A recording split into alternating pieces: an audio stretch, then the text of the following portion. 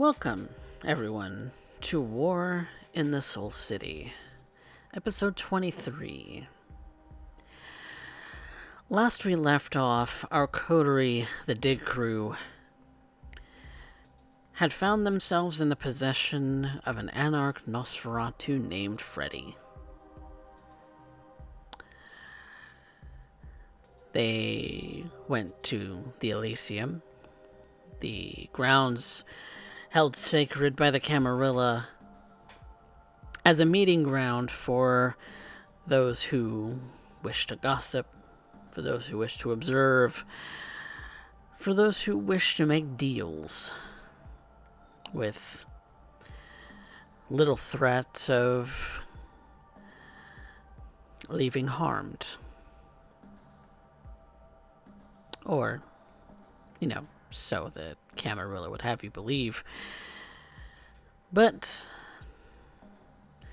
upon dropping a staked Nosferatu in the middle of the court and the prince questioning the Dig Crew about how they came across him and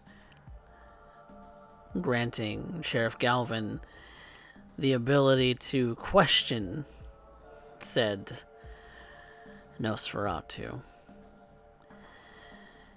It is after such matters that we find our coterie collected together once more.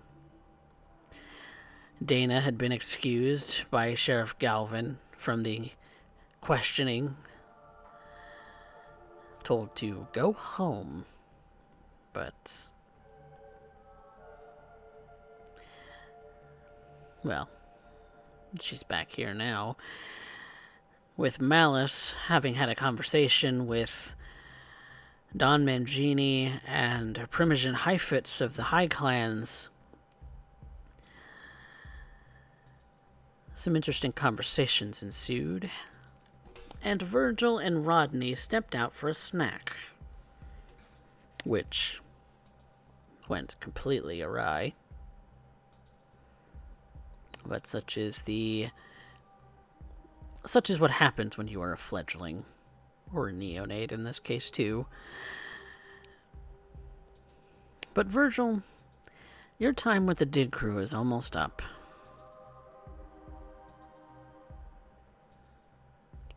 It's drawing ever closer to sunrise. It's about halfway through the night now. And, well, what do you think about the Dig Crew?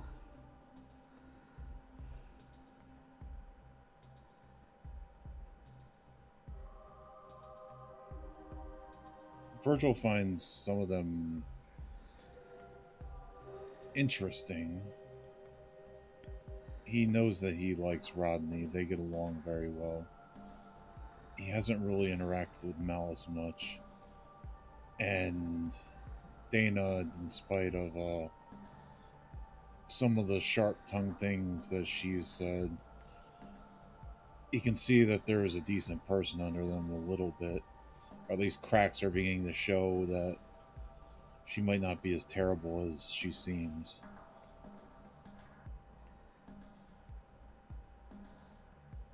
But overall, he's very interested in them and his time with them. He's probably not had this much fun since he's been turned. It has been an eventful couple of nights for a young kindred like yourself.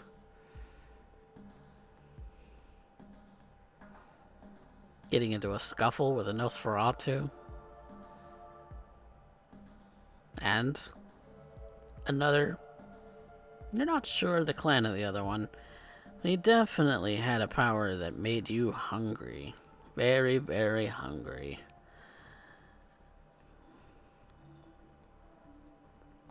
Near starved. Even.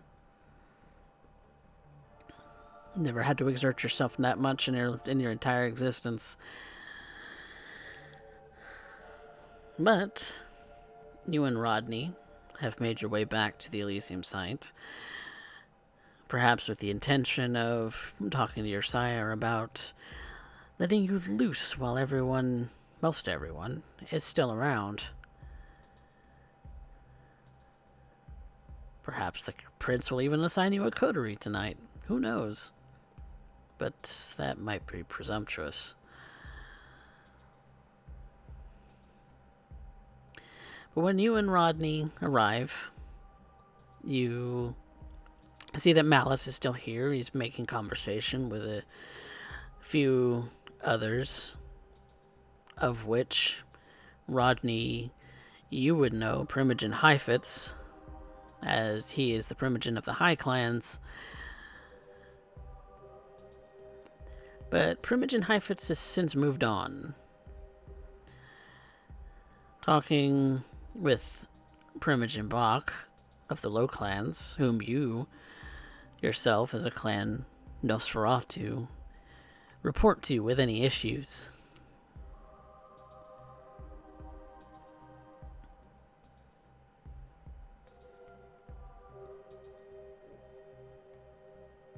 What a spectacular crowd.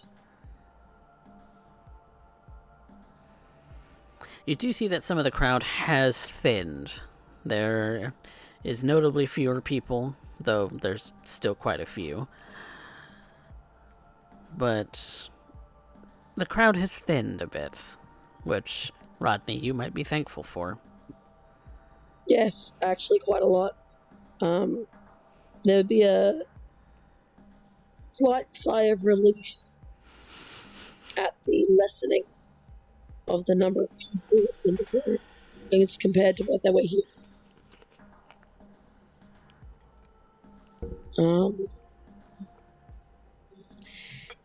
He's going to start to make his way across to where Yanto and Levi are standing.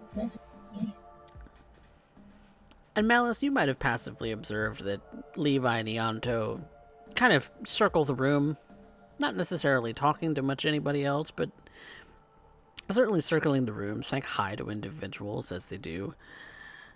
But primarily been talking to each other from what you've noticed, but that's peeking glances as lulls in a conversation between the Dawn and the Primogen came to a halt when you had just a brief moment.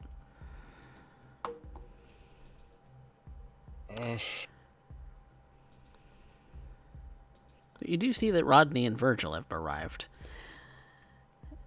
And before too long, Dana is following not too far behind. I think I'll make my way over towards Yanto and Levi as well.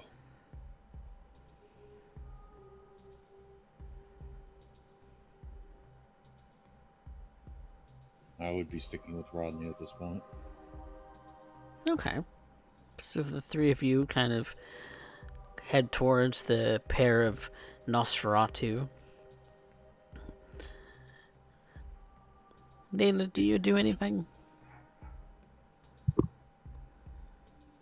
Just listening. Sorry, had to go Southern Belle there. No, I have no particular interest at this point. Simply observing. Fact of the matter is that at this point, well, I presume that there's got to be a traitor in the midst somewhere. Things have been going way, way too quiet. Ethereal. And, well, let's take a look. The Nosferatu, the Masters of Secrets, Clan of the Sheriff, oddly enough, have not said anything. The ones who are supposed to be in them now. So let's take a look down here. Oh, I see absolute myriad of blue bloods. Clan Prince, and despite all their efforts, these capes have done nothing of note that I can end up recalling, or has it become relevant? to what we've been doing outside of proclaiming that we hunt down the Anox for certain trespasses. We have the Hekata, who are, I don't know, seem to have the run of the place. We end up seeing that Clan Tremere seems to be more prevalent amongst the Anox than they are amongst the Camarilla, so there's a suspect to be had. Clan Toreador, well, my own clan is. Well, let's just say that my sires brought me in, so that already ends up making it questionable. And who can end up telling the motives of Clan Malkavian? Truly, we end up having a myriad of dysfunction in this court, and it's just so fun to end up watching them twist in the wind. The problem being, in order to end up getting front row seats to that, you have to be sitting in the whirlwind too.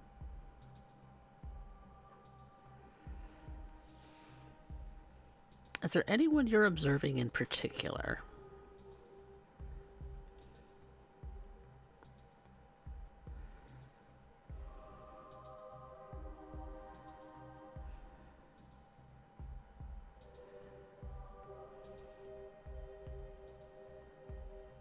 Clarence. Clarence also holds the Calhoun bloodline, and, well, let's also see with Alan. Nice to end up seeing these two working side by side, but I do notice that they're away from the Primogen, who seems to be talking with Kyle Calhoun this exact moment. Though that does make me wonder, because... He's actually chatting with Primogen Bach at the moment. Okay. I'm just going off of the visuals. My mistake. The one Bach. And Definitely. Clarence, if you recall, also suffered injury the last time that there was a big meeting at Elysium for the Solstice Ball. Perhaps. Interesting part, though. Injury. We'll end up keeping... I still want to end up knowing. I'm simply observing, seeing what there is to see. But at this point, amongst the... Well, my own clan is proven to be less than capable in this court. Not much of a surprise. I've been giving them the runaround for quite some time before I ended up getting my own cape. Didn't even get to choose my own color. How sad is that? But then we end up taking a look at Calhoun and his line and all that brings. I expected a lot of venture in court, but... Well, for a clan of kings, I'm questioning their capabilities to lead. Still, my allegiance is to Marius Calhoun, so I'll play the role, as long as it continues to serve me. The fact of the matter is that at this exact moment, I don't think I have a single friend in court, but I do have people who owe me. I think that'll be good enough for now. Perhaps owing back and forth is the start of a blossoming relationship. But we shall have to see for that. For now, Dana is simply observing the room, while the others are going to talk to going toward Levi and Ianto to go and speak with them.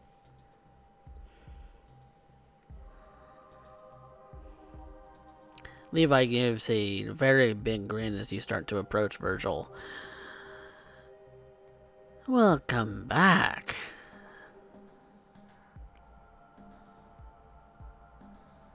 Yes, I am back. And how are you tonight, my boy? That was an interesting outing.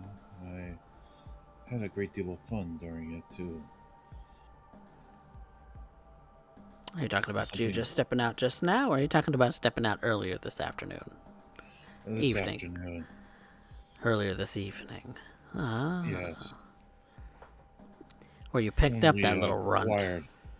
when we acquired our guest. Right.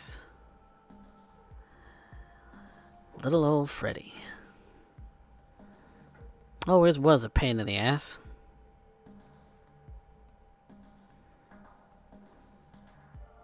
I can't say that I've ever heard of him, but Well, that makes sense. You've been buried in a hole for 3 years. 4 years? I forget how long it's been now.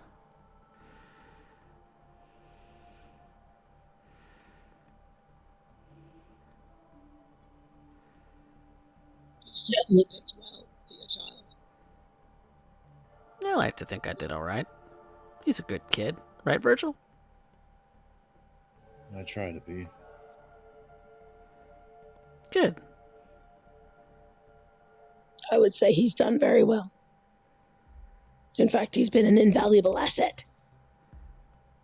Oh, really? Oh, yes. Barely getting his feet wet, and they're already calling you an invaluable asset.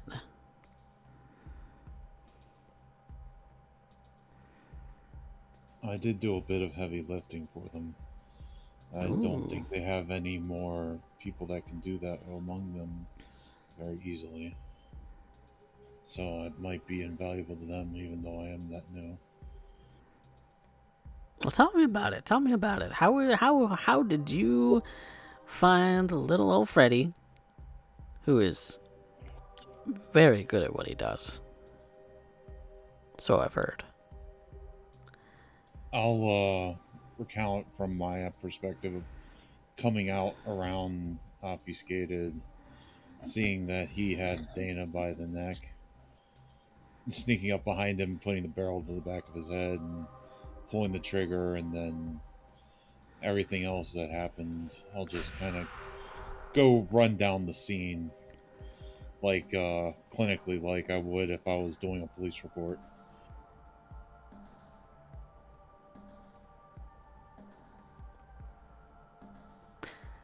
I think you need to work on your delivery a little bit, kid, because you're rattling that off like you didn't have fun.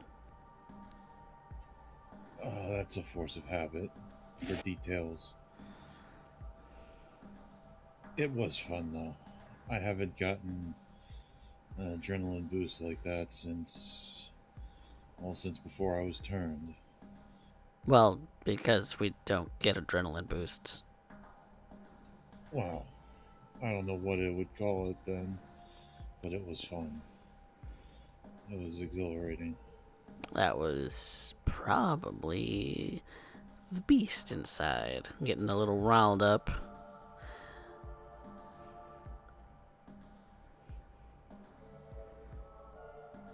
This Dana, she can back that up. I would assume so. And he kind of looks around the room looking for who he assumed would be Dana. Not exactly landing his eyes on anyone in particular. Not like he can. He's not. I would look around for Dana. Rodney actually gestures to Dana. Oh. I haven't met Dana. That's why I didn't recognize her. She's an interesting one.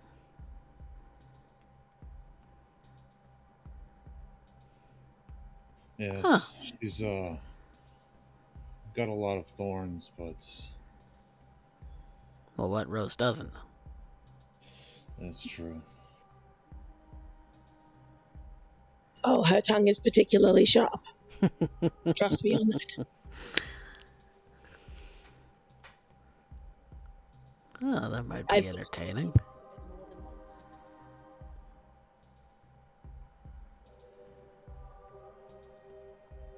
Not too sharp, I hope, Yanto says. Not sharp enough to chase me away. Oh, I that's have a good. great deal of respect for Dana. Oh, that's good. Respect for those beside you is important.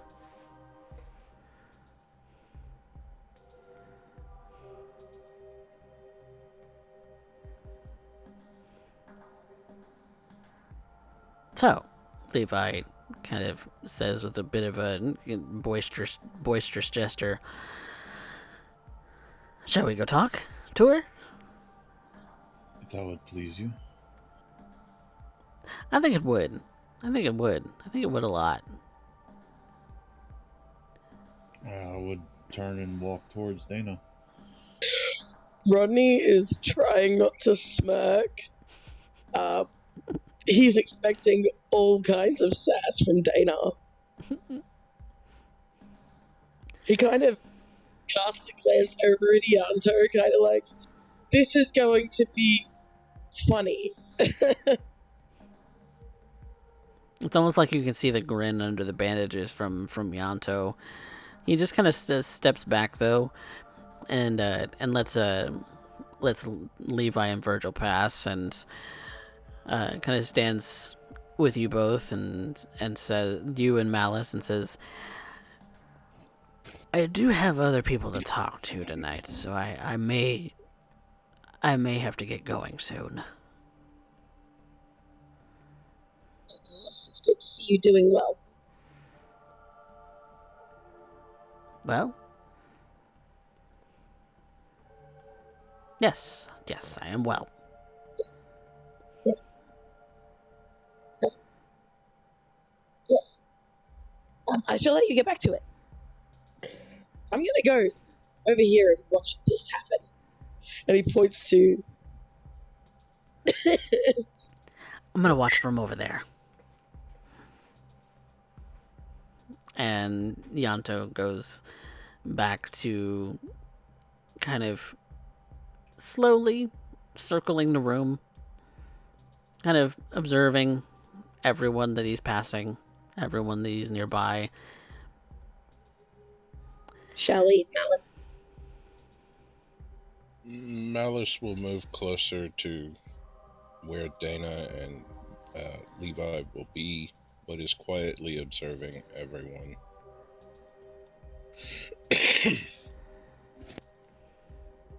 Rodney is just going to stand nearby and just listen and watch. This is going to be too entertaining, he reckons. So, Virgil, you and your sire are walking steadily, not with any haste or anything, towards Miss Dana Rain. You kind of taking a half step behind your sire as he's walking toward her. Dana, you can see members of your coterie starting to walk toward you, and an individual you haven't met yet. Oh god, the hideousness is coming closer. And he is a rough one to see. The patchy hair atop his head is in strings, wrinkles all across the front of his face, pointy teeth. If you pull on that hair, is he gonna peel like an orange? You know, are Nosferatu like ogres? You know, they just have layers upon layers, and it just gets progressively worse as you get closer to the center. I don't want any part of that Tootsie Pop. And as you're looking at the skin on his face, too, there are patches that are slightly off color from other patches, and you wonder if it's because the top layer is just ashy dead skin, and the underneath is what's truly the hideous form. It's hard to know.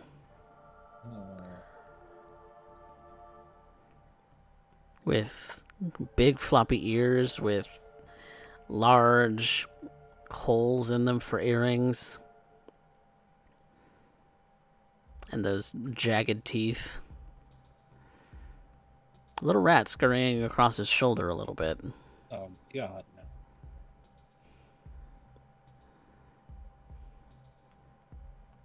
He's kind of walking over to you confidently. A big old grin with those jagged teeth in his mouth. Hi there.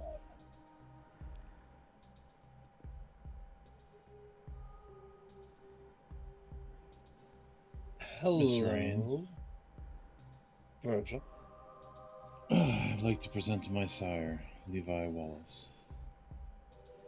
Pleasure to meet you. He extends a hand.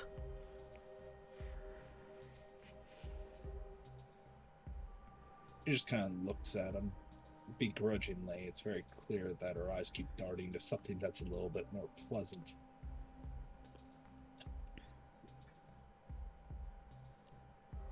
Is there something I can do for you, Levi? I'm sorry, your name stopped ringing a bell. And I think I'm gonna roll an intelligence politics on that. Yeah, go ahead. Because I might know something, but probably not. That's 2. Heard the name, maybe.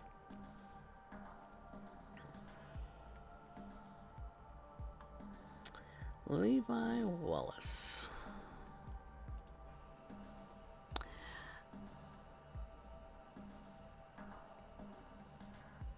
He's an older Nosferatu. And you've heard his name before. But aside from that... Older implying what? Would I have a guesstimate on the range, or...?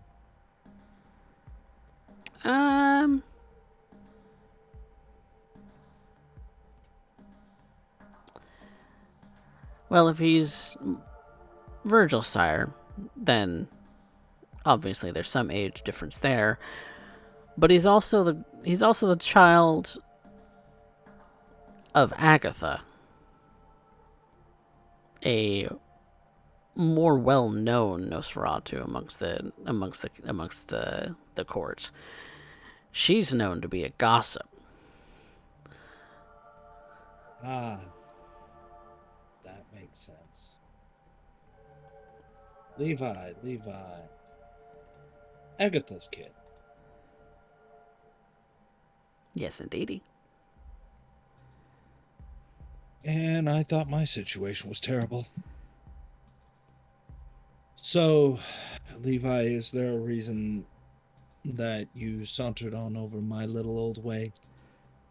Well, the way that Virgil tells it is that there was a scuffle in you apprehending little old Freddy. And I want to hear your side of the story.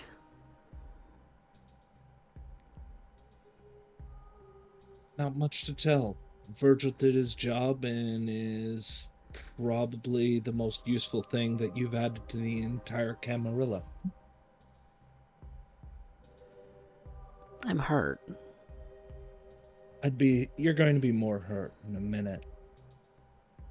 You see, right now, my understanding is it's the Nosferatu's job, and very much the way they enjoy to be little gossips, hence your sire, and be able to be well informed.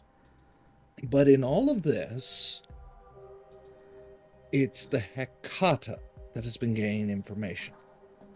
It's the Toreador who is here finding here these anarchs and bringing them in for questioning. And given the status of the sheriff, the fact is that at this exact moment, we end up having a terrible situation of him finally being allowed to do his job, sporting grievous injury, him short to his pride. Now, Virgil comes along and assists with the apprehension. Now, out of all this time, it would seem that Virgil's the only one in the entirety of this little shindig who actually ended up managing to end up progressing this campaign. as decreed by Prince Marius Calhoun, Prince of Jackson, first of his name. And with that in mind, I'm left to end up wondering, are the Nosferatu defying his decree, or is simply closing their ears, turning their eyes, and just hoping for the best? Have I missed anything so far? Wow. She's like this. So when I say that that thing, that spawn that somehow ended up coming from your blood, is the most gracious thing that you have done for the Camarilla here these recent nights, I don't mean it in a derogatory fashion. In fact, it's considered high praise coming from me. No, you mean it as a derogatory fashion, just towards me. No, not just towards you. Don't be selfish.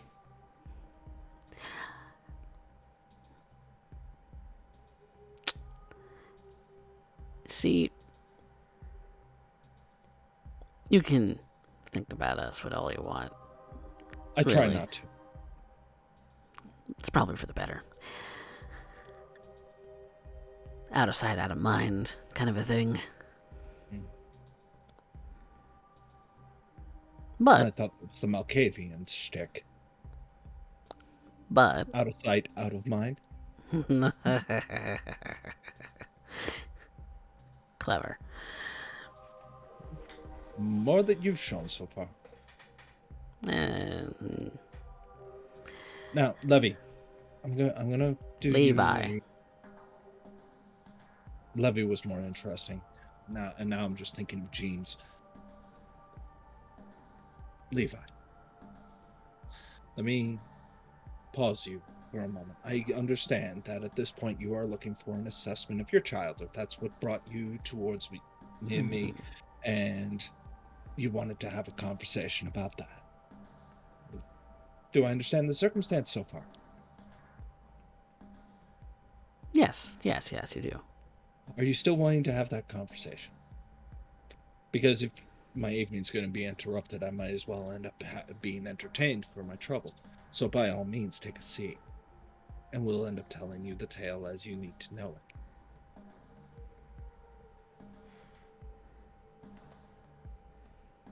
Please enlighten me. I have been all night. You just haven't been listening. But it's okay. I have patience. I'm generous that way. And you got released? Oh, with a mouth like that?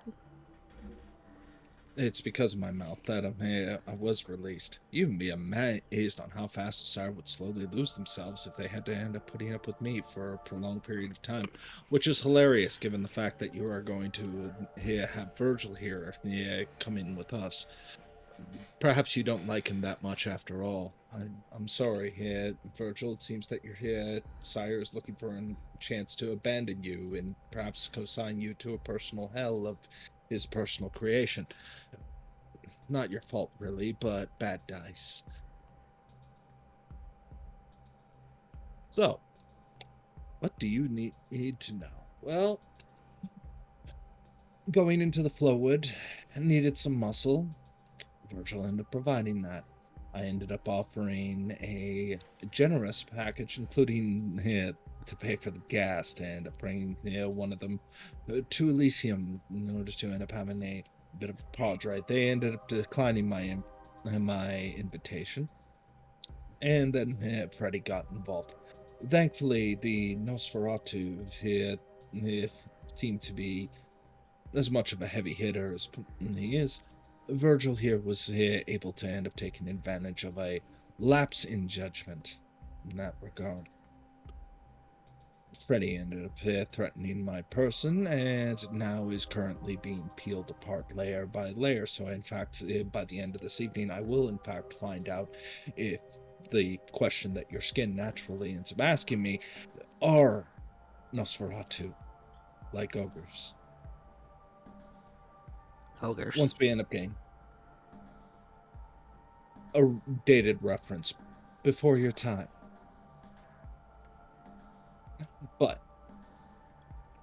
with that being said, I ended up finding that Virgil, at the very least, can be brought into the Flowwood and have the gumption to get out of it. I'll also end up having you note, I understand there's going to be an attempt at a snappy comeback here, but understand I'm one of the few individuals who walks in and out and doesn't have that natural gift of the Shroud of Night to be able to do so. I'm particularly well aware of the location, their capabilities, and have managed to end up going into that territory on several occasions in order to end up providing both the Nosferatu information as well as the prince. I have gone out of my way time and time again to end up trying to end up assisting this court in the endeavors of our prince, and right now, the only thing I have to end up hearing from this court is what's going on, and everybody asking me for the newest gossip, when in reality I would expect, if we're on the front lines where Virgil will be consigned, well, I can only imagine that we have a job to do, and we're having to do everybody else's job, including that of the beloved Nosferatu of the city, because we need to end up getting information and nobody's speaking. So now that we ended up getting that out of the way, and now you understand his usefulness in that regard. Just as a point, you'd never asked. We asked several times. We have a Nosferatu in coterie. In fact, Rodney has ended up pressing upon it several times, but nobody ended up coming in. Rodney's hardly ever been home. Yes, because he's usually busy trying to end up looking over our domain. And when he did reach out, we ended up asking for information, pulling in, and thus far you have not provided a single factual point or lead that can be jumped upon, and you're supposed to be the child of a gossiper. I'm almost disappointed on how little you're talking. I don't talk much, Toots. Clearly. Your command of the English language is found wanting, even amongst the princes best, and in court that is almost a damnable skill unto itself.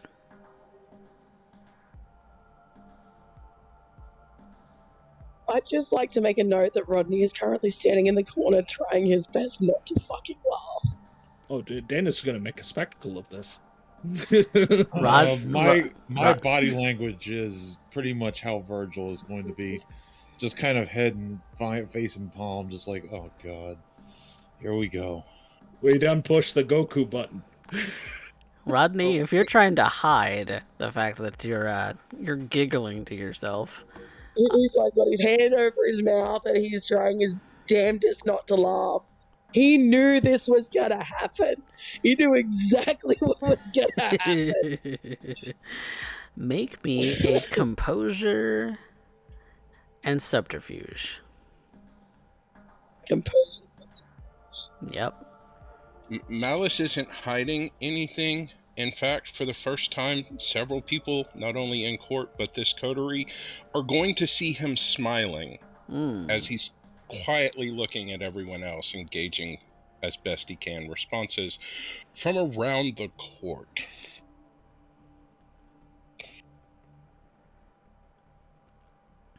Rodney. Little snorts. Little bit of a snicker. Little snicker snorts.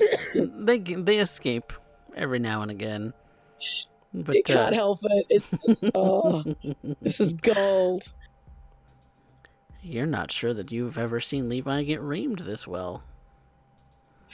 He certainly hasn't.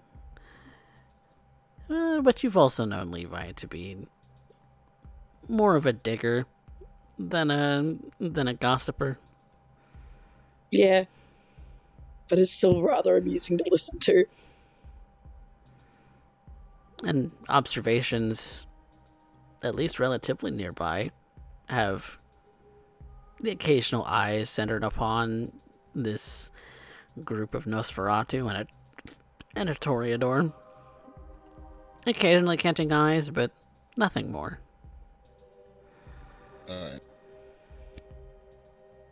So, just so you fully understand my position here, Levy, we have a chance to be able to end up here communicating now. So are you bringing anything to the table, or are you simply coming here to inquire on how well your baby boy outperformed your entire clan?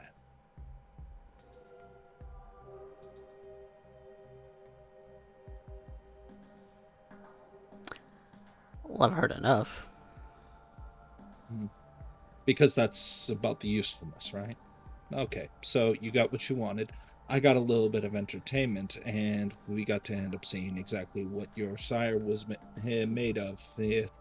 Virgil, I almost pity you.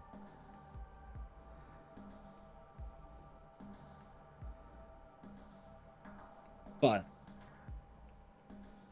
Camarilla law, the sins of the child have fall upon the parent, and so you two are bound. So allow me to end on a more positive note than I've already been, as I have just lavished you with praises for the past 10 minutes. The greatest gift you gave to the Camarilla was Virgil. Now, I hope that you understand as high praise that requires a gift of a sire that knows how to rear a childer. A rare thing I found indeed. Her gaze might end up taking a quick glance to the group of Toreador in the room. Just a brief moment of acknowledgement. Hi, Austin. So, with that in mind, thank you very much for providing us with such a lovely example of Nosferatu virtue. I hope that at the very least, this little bit of a discussion has managed to illuminate you to the possibilities of the English language, and being able to end doing so, I hope that these lessons will find you good fruit in the future tense. Now, since you're not going to end up telling me anything I actually want to know, or be able to give me any degree of information in exchange for what you actually wanted, congratulations, you got it for free for nothing more than a bruised ego. Well, now would probably be the best time to get up, say thank you, and be appreciative of that point, and step away from my table before I end up beginning to say something unkind.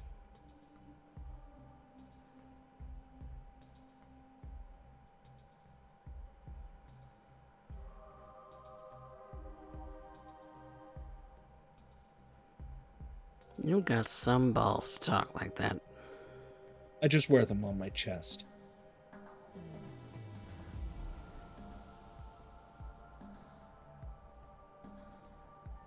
Somebody ought to put you in your place. They did.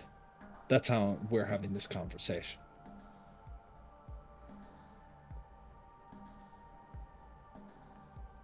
So you can thank them for that particular gift.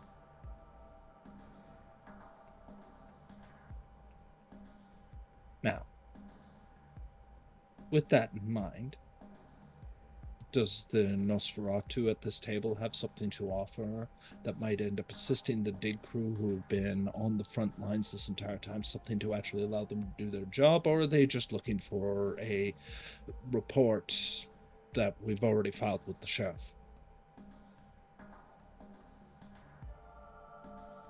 Because you have not proven me wrong in one single instance, nor have attempted to.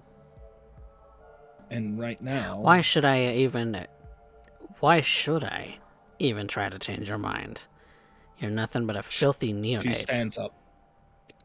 Why should I? Why should I say anything? Is that what just came out of your mouth? Because at this point you are in Prince Calhoun's domain, and it is under his decree. Now, did you just, in open court, say you would defy it out of spite for a neonate? Out of spite for a neonate, you would openly in court defy the ruling of the prince. Did that just come out of your mouth? You are twisting words. That is exactly what you have said. Why should I? Why should I follow the decree of the prince, the rightful ruler of the entirety of Jackson, the one whose very word is law, the one whose sheriff is Nosferatu? And thus I end up having my point proven for me. Thank you very much, Levy. That's I Mr. think- Wallace to you. No, You defiant Miss- bitch. Mr. Virgil has earned that title. Now, if you want to end up consigning Mr. Virgil to the small slice of hell that I just ended up putting you through, by all means, have him stick around. If you don't like it, then, well, you can shove off, but I have absolutely nothing to end up proving to you, as it's already been brought out in court. I will also end up pointing out at this exact moment that you may want to end up being the one who's more careful about their words, especially when it comes down to understanding the exact position. See, while you may be elder unto me, that's by a small amount comparatively to those that we both answer to, and we're both told to serve, and only one of us is doing so. Do better, Levy.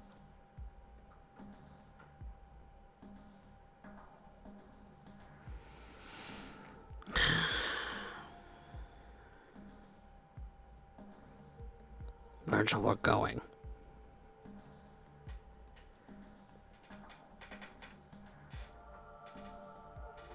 Now, out of all that, there is a reason for this little bit. I'm actually going outside. I am looking specifically for the individuals, and I have a theory on who it might be, but I want to end up finding the individuals who are on board with what I just said, showcasing his willingness to defy the Prince's orders, to end up making it personal, to end up being incapable and starting to question what Levi, and maybe by extension some of the Nosferatu, are actually doing. Okay. Some may hide it, but I'm just taking a look. A little bit of insight. Okay. Specifically, I want to see those who may have motivation in that particular point. Those who are on board with the Prince's decree, and those who are not. Okay. So that's what you're looking for. To gauge the whole room, it is going to be a wit's insight. The collective difficulty is going to be high, but each success is going to get you something. Okay. I'm going to rouse the blood.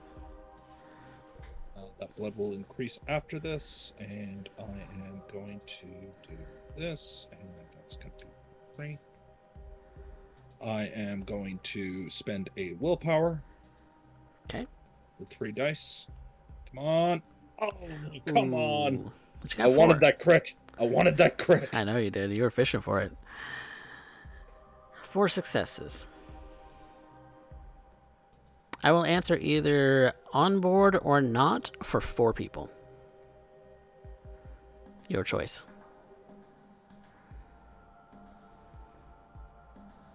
Good question. Let's take a shot at my own clan first. The Harpy. Harpy Harvey. Harpy Harvey. What did she just think on that display? Does she agree that right now we have not heard much of anything from the Nosferatu, and a Harpy certainly should be interested in what the Nosferatu have to say? Especially given the gossip, the angle. Well, that sounds like a wish to be a Harpy that never was.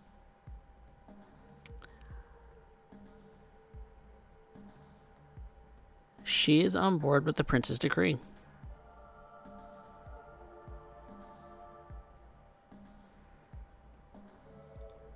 Number 2.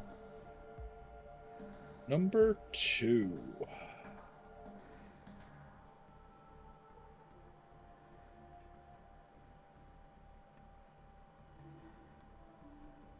I am looking at...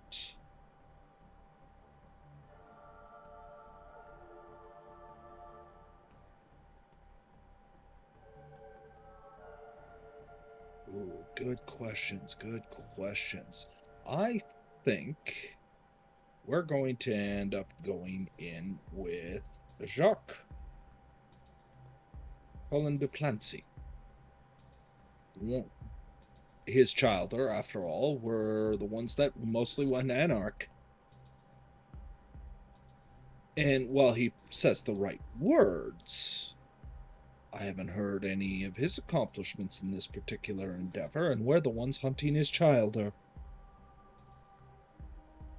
Does he potentially have a secretive motive, perhaps?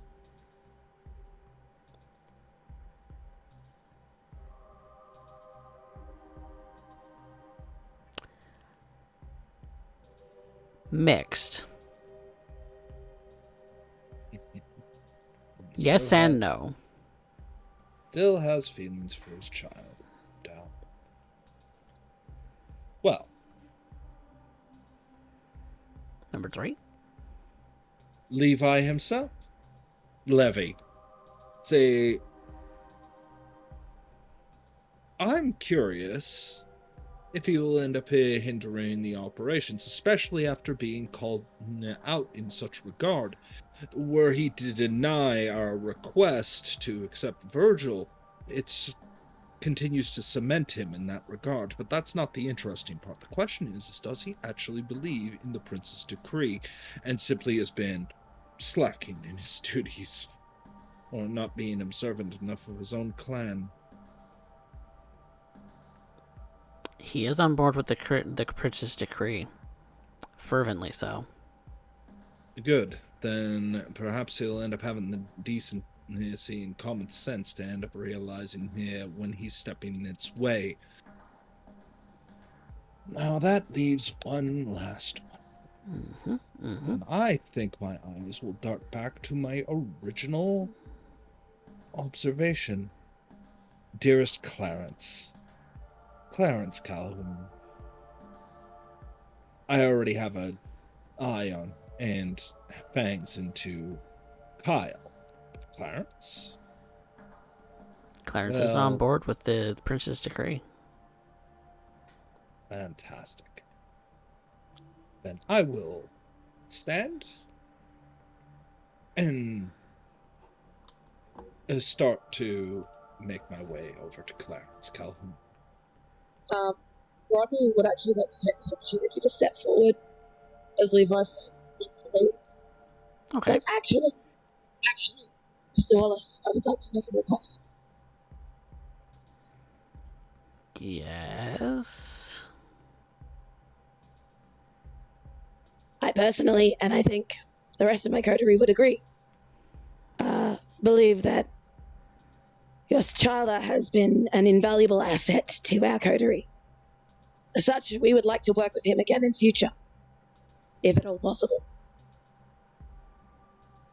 Of course.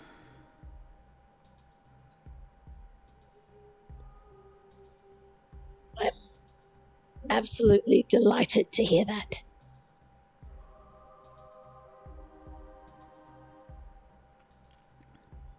And Rodney says this in a volume that is audible to anybody that's actually listening and paying attention to this whole scene. In fact, Virgil, if you want to stay behind so bad, I got shit to do. As you wish. Have a good evening, Mr. Wallace. Have a good evening, Mr. Drummond. And Levi starts to walk out of the building.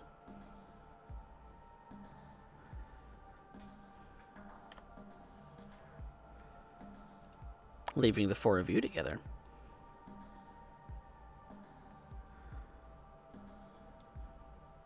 Rodney is having a hard time keeping the grin off his face. I did warn him.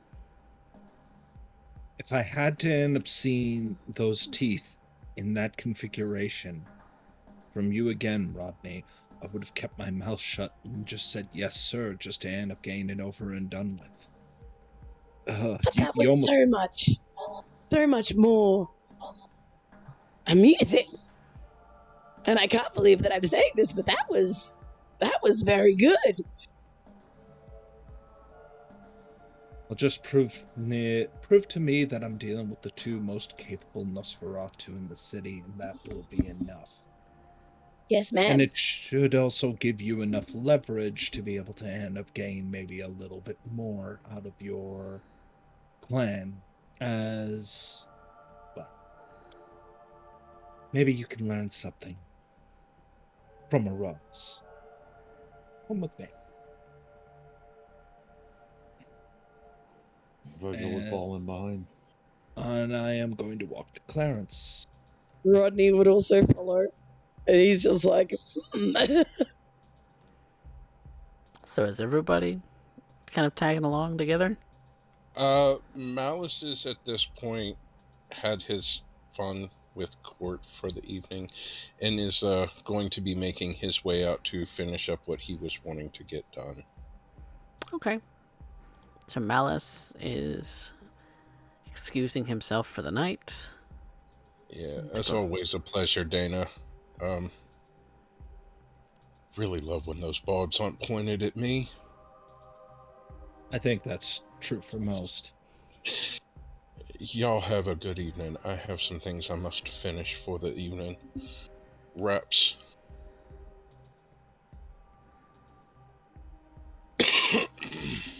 if you need us, you know where to find us. We'll be going back to the hotel soon enough. Can't end up staying here all night. Have anarchs to hunt down. Yes, indeed.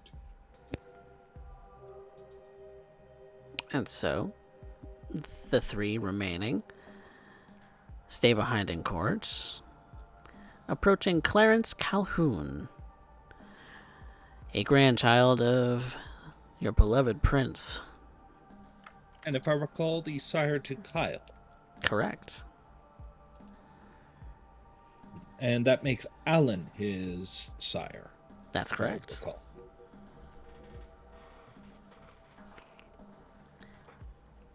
Good evening, Mr. Clarence Calhoun, childer of Alan Calhoun, childer of Prince Marius Calhoun, first of his day.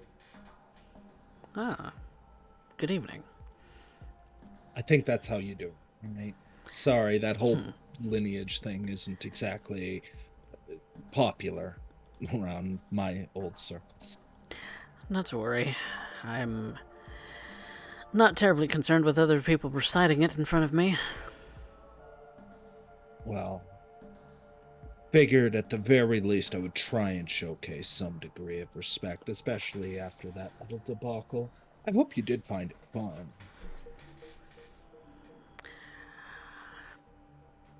I had other things on my mind. No, such as... I apologize, I've missed it. It's just an opportunity for the Nosferatu to be reflective on where they're at in this city, in hopes to be able to end up proving me wrong. After all, I think being able to shut up the talking canary by throwing your success in their face, well, that can be a very firm motivator. Honestly, I don't particularly care how they end up viewing me, just so long as they get the job done.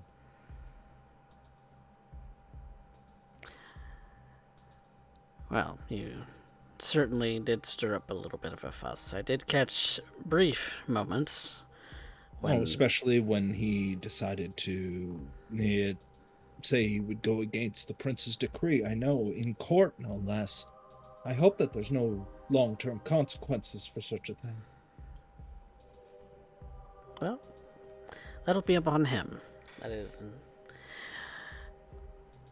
only partly my concern. What is your concern? My concern, primarily, is, well, let's see. The safety of those involved. The safety of those involved. She raises an eyebrow. Such as our prince.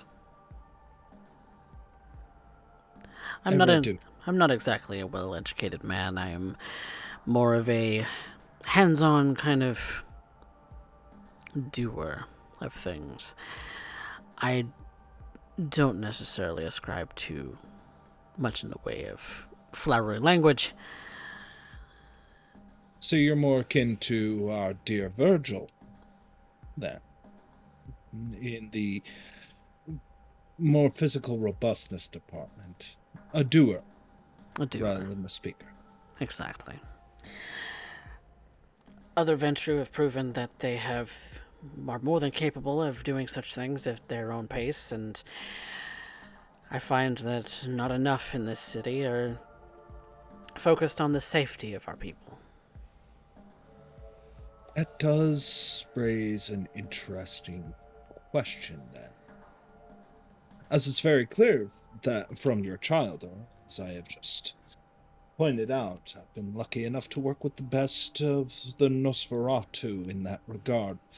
And as uncomfortable as that makes me, being around them all, I mean, look at these faces, she gestures. She's not even looking back at Rodney and Verse. She just kind of points with her thumbs over her shoulders. I mean, look at these faces. Being around them can be somewhat unnerving, but they are, in fact, the best at their job. Rodney just You're lucky to have them, Miss Rain.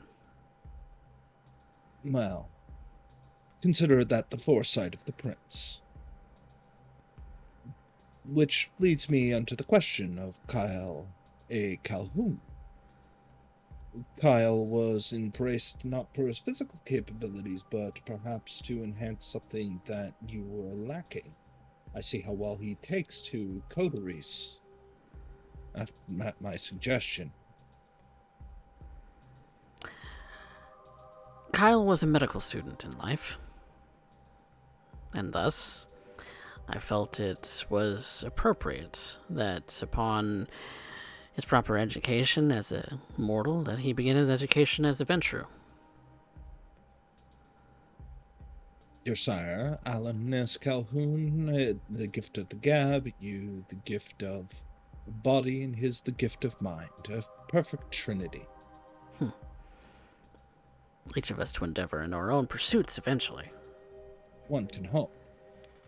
But that's where my fears come to lay, you see. I requested of Kyle to end up assisting us in any way possible. Yes, of course. But of course, serving in the backline is to not end up putting the Calhoun name in immediate danger. But still close enough to do as our prince would end up decreeing, as I have no doubt that he wishes to end up living up to such a prestigious name as Calhoun. I've had several talks about Ventru and trying to understand it. But I am curious. Your concerns of the safety of the court, what are they exactly? Specifically, we're on the front lines after all. It's best we end up communicating with those who are in the know. And unlike others, you actually worry enough to not bother with the small trivialities of court, which might be important to ones up front. Yes, well, then there are those who play the strings of those in court quite well, such as yourself. I'm still learning, but hopefully it'll be a useful skill at time. Sometimes you want to play things quietly and close to the chest. Other times it is a point of public persuasion. Other times you're not actually making the point to the individual you're speaking to, but everyone else who may be listening. You've certainly learned a lot, learning on your own. Clarence, may I call you Clarence? Mr. Calhoun, if you don't mind. One can hope. Mr. Calhoun, you seem educated enough to know where I come from in my circles. There have been rumors, and your solitary nature is amongst the highest of them. You've only just demonstrated that by standing on the wall of the room, a wallflower of a rose.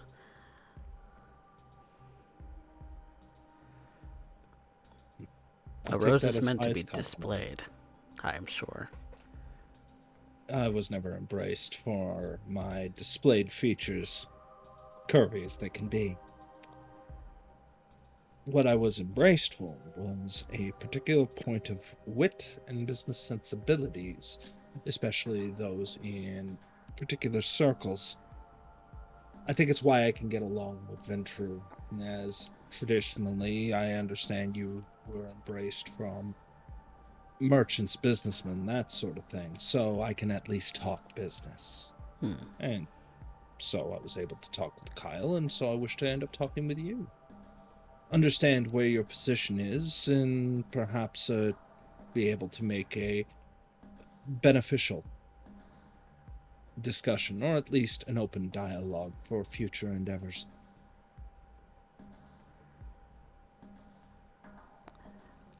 And I only like dealing with those who, at least I understand where their allegiances lie, she says. And she makes it very clear that, or she's kind of trying to send that message between the lines that she's not 100% sure that there isn't another anarch in the court, keeping them one step ahead of the rest of them. Okay. So if you're trying to convey that, he might be able to pick up on that. So I would like you to roll me a charisma subterfuge versus his wits insight. Sorry to pop in. Can Rodney keep an eye out to see who's actually paying attention to this conversation? Yes, make me a wits and awareness.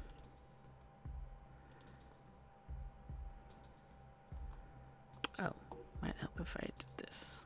Here we go. I made this sheet a long time ago.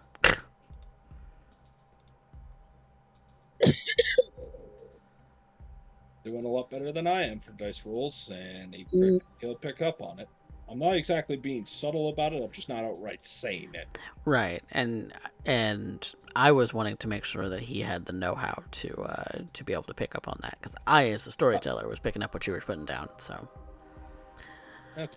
I wanted him to be determined. Wanted to determine if he would. Rodney.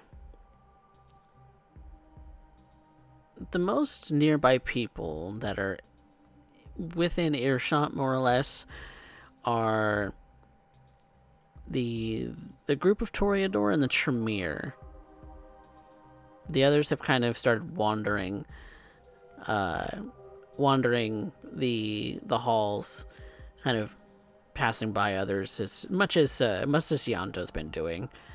But the group of Toreador have been kind of walking together, and the two Tremere on this side of this side here, and not Jacques, have been silently observing yourselves, their eyes occasionally catching the conversation, but otherwise seem more preoccupied in what they have to say to each other than anything else. Yep. But it's pretty obvious that the harpy has her ears perked. She's listening in, whether you know it or not. So what was the question again, Derek?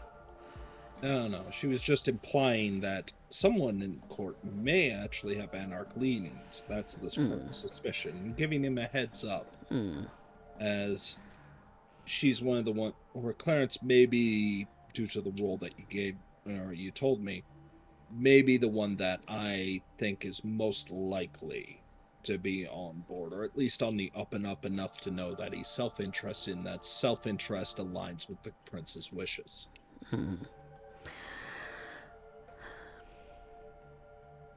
I believe I take your meaning. I only thought that it would be polite as a small offering. In all honesty, I don't doubt it. But if you know anything.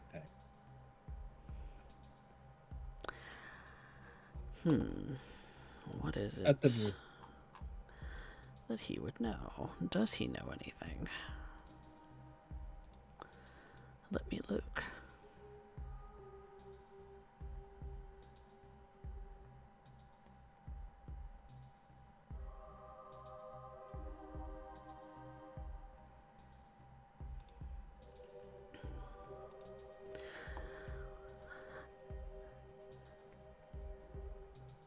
I think there is something that might pique your interest, but it goes way above your pay grade. I'm involved in the muck as it is. But if there's some way we can help. Oh.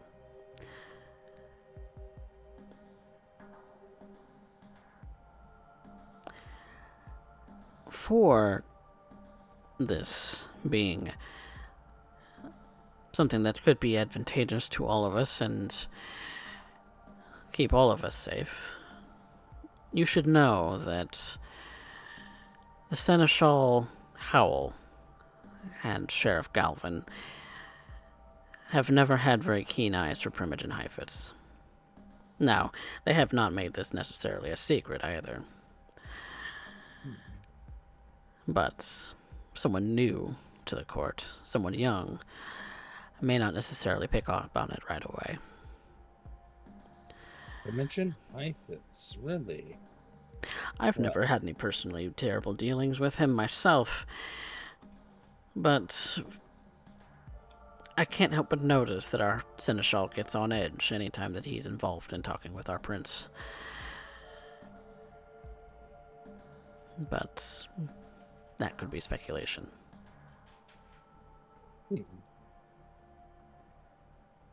You may do with that as you will.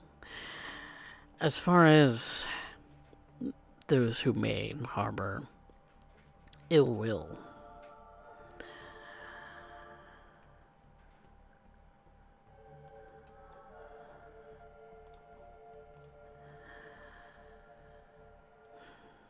I can't say that I can point to anyone for sure.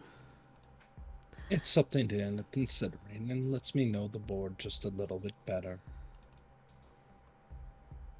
Mr. Calhoun, it's been a pleasure, and I'm so grateful to give you an opportunity to be entertained for the evening. If only for the barest of moments. And I hope that you accept with a glad heart my congratulations. I think very high of Mr. Kyle A. Calhoun, and am thoroughly impressed. As you should be. But enough with the pageantry. I'm sorry to... I took enough time to make sure that I was choosing the best.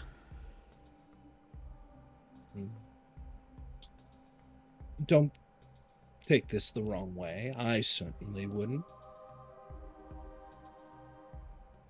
But when it comes to grading childhood, what's your assessment of Austin Wright? Given that you go through such tenuous experiences when it comes to choosing a child, or what were your thoughts on Austin's choice? be candid. Hmm. I won't take offense to it.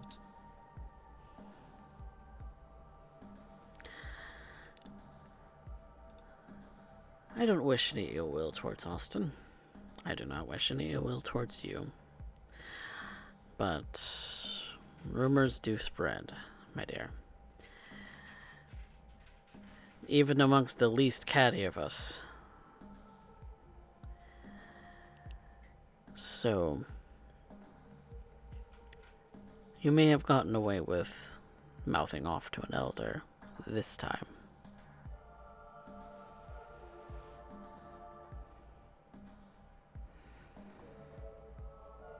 But I wouldn't have taken the risk if it wasn't in service to Prince Marius Calhoun.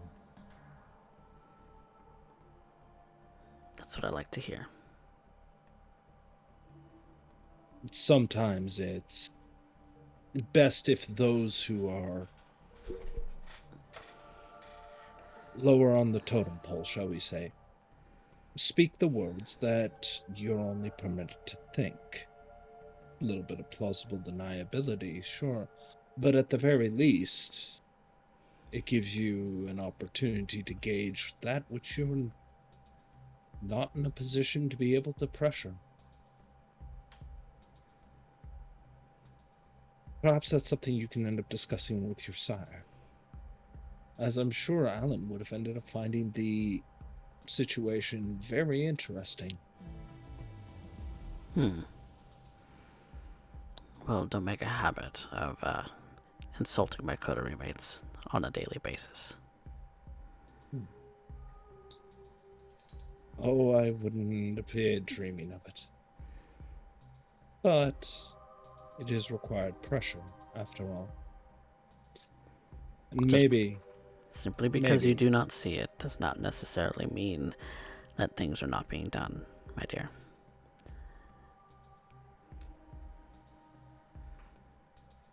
I'll take your word for it, Mr. Calhoun. I do wish you and your coterie the best. And to you and yours. And I do hope that once he calms down, me and Levi,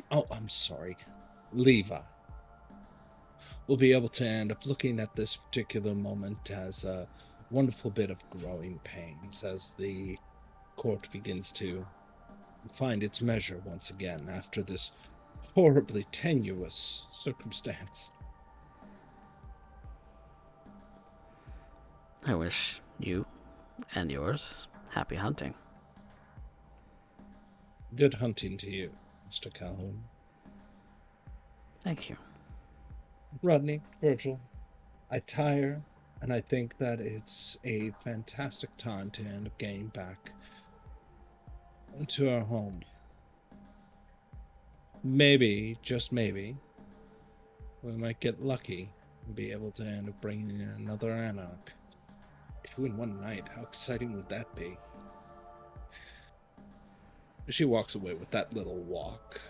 Not, after all, sure there's still something human in Clarence. Maybe he's not wired that way. She'd still like to try. Virgil will kind of fall in beside Dana. You know, after everything that you said, there's one thing that didn't sit well with me. Only one? I must be slipping. I can't ever see you playing things quietly or there being much room to be able to play things that close to your chest. I don't know if that would be possible for you. Join me outside in the car, and we'll see.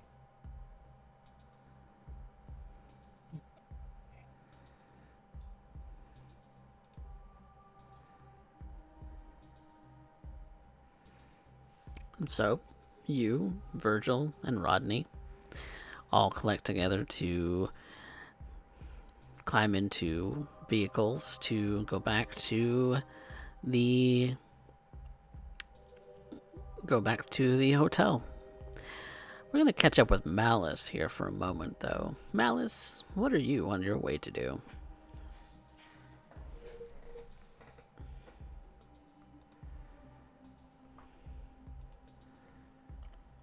Malice? Sorry. So Malice is on his way back to the hotel, but Malice is going to call the person that he knows is in charge of assigning the ambulances out for the evening. Okay. Knowing that Mercy's ambulance still hasn't shown up, to get him to give him the access for the LoJack that the hospital has. Okay. On those things. So, you would also know that this is not the only hospital in Jackson. There are several. Right. But with you and Mercy kind of tied to this particular hospital and kind of being employed out of it,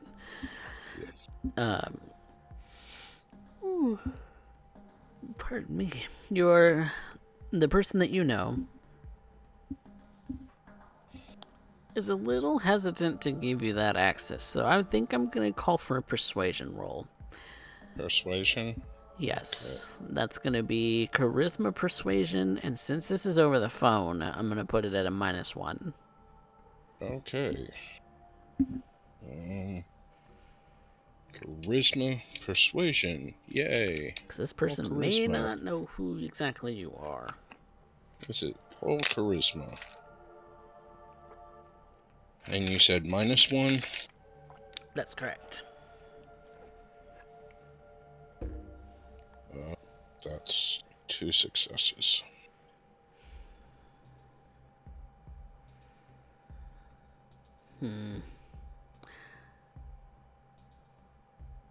They're hesitant to just give you access.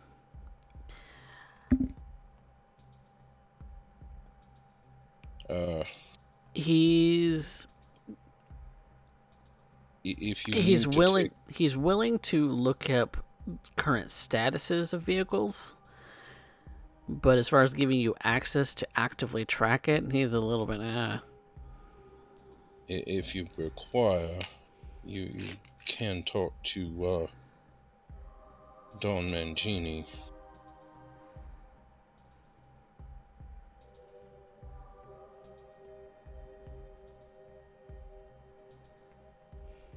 For this.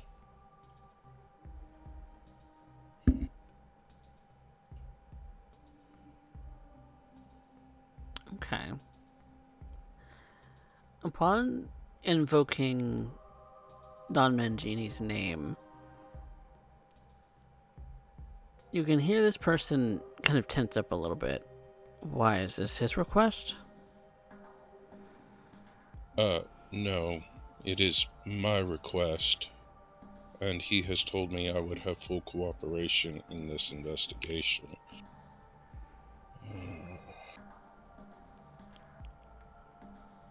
Okay, I'll just have to call him and make sure, but if I get canned for this, man... You're not in any position of losing your job. That's why I say if it is required, please, by all means, talk to the Dawn and get back to me as soon as you can. Alright. I'll have an answer for you tomorrow. Malice is on his way to the coterie to grab his computer. Alright. I think that is where we are going to pause for the moment, as our coterie finds themselves to sleep soon, after this long endeavor of a night. We'll be right back, everyone, so don't go anywhere.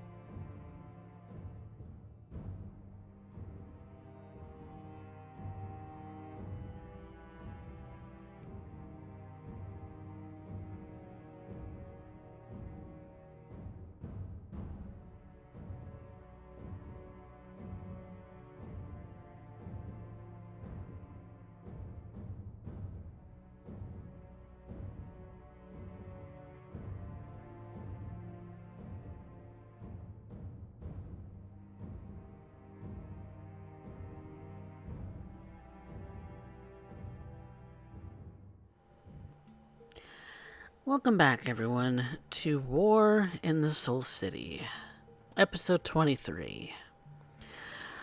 Our coterie has just come back from their little excursion, or second go-around, to the Elysium tonight that they called, sort of, in having displayed Freddy as a prize for the Camarilla, but are now coming back to their haven.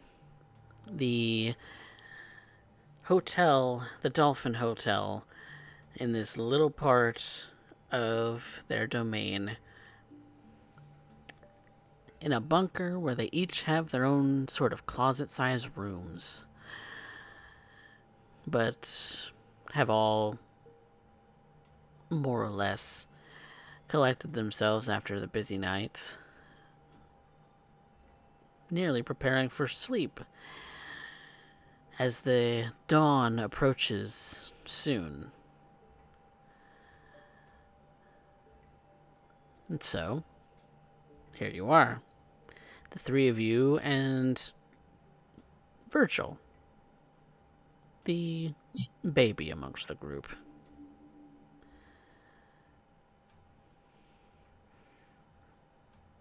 So, wanted to talk to him. I noticed some interesting things during that last conversation that Dana had.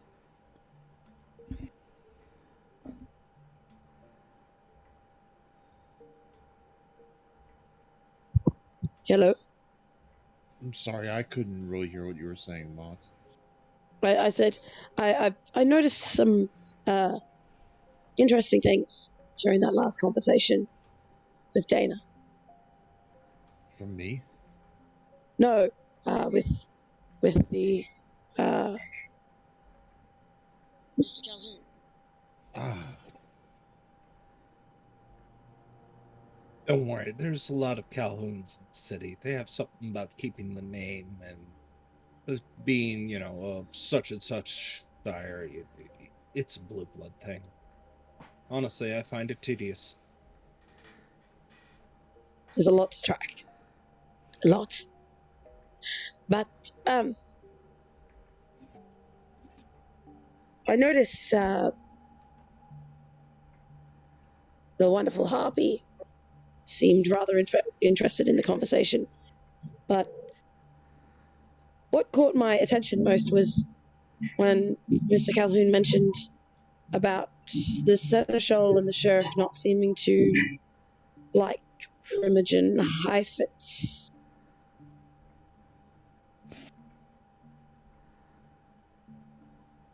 I'm sure that caught your attention too, Dana.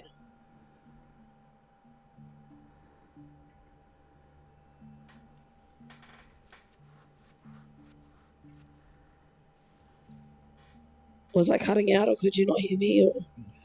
I didn't fully catch what you said, to be honest. I said,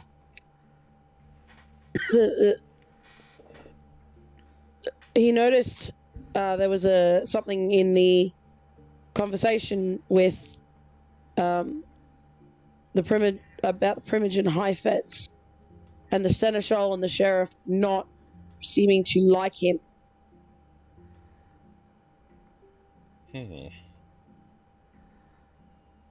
Well, I didn't expect most of the court to like each other in the first place.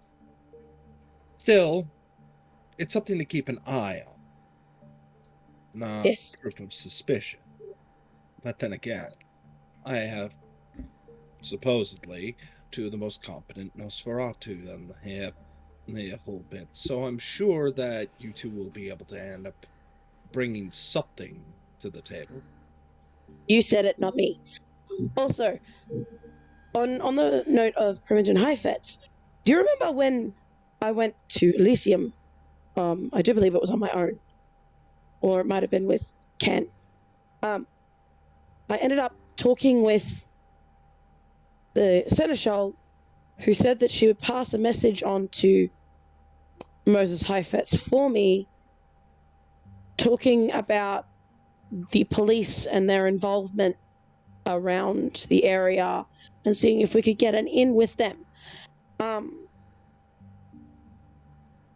that same night, the seneschal intervened, and she said that she didn't think that the harpy would pass the information along to Mr. Heifetz, Primogen Heifetz.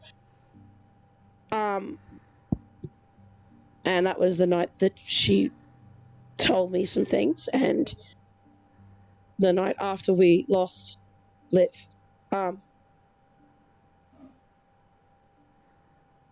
But I just find that to be an interesting note. Do you see where I'm going with this?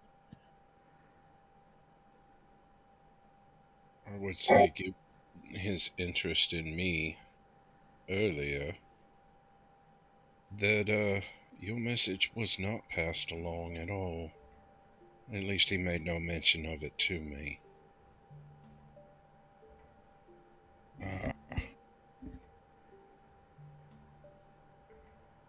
But he does seem to have a very keen interest in this coterie and our goings on.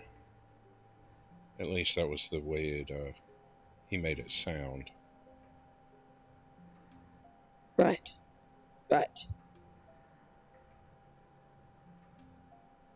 So he may be one to keep an eye on then. Indeed.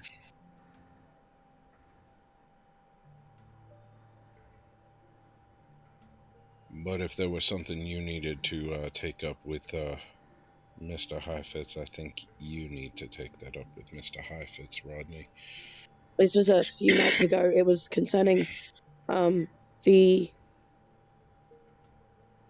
problems that we ran into when Liv went missing, with potential police involvement and getting the police on side. I see.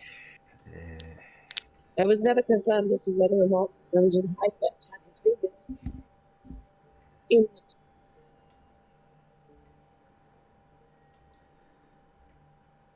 I was hoping to use that as another form of information, but it never came to fruit.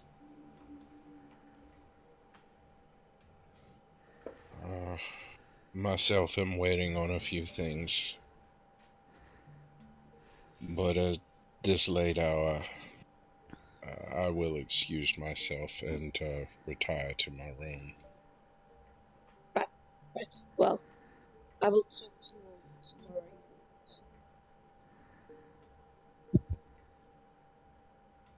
Virgil just kind of like put a finger up and just, what am I supposed to do tonight? Am I supposed to go back to the Warrens or am I staying here? It might be best for you to return to your sire for now. Virgil, you would know it's late enough that you won't get all the way down there by the time the sun comes up. There is extra rooms here. Yes. You can sleep here. Okay.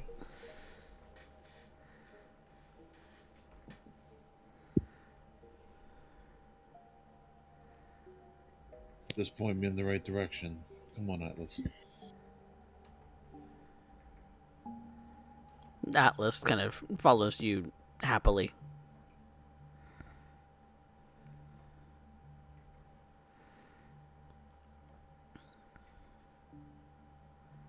I don't know how many other rooms we had available, but I do know the rooms that Liv and Mercy were using are available. Mm-hmm. Those are really the only vacant rooms. So, you have your pick.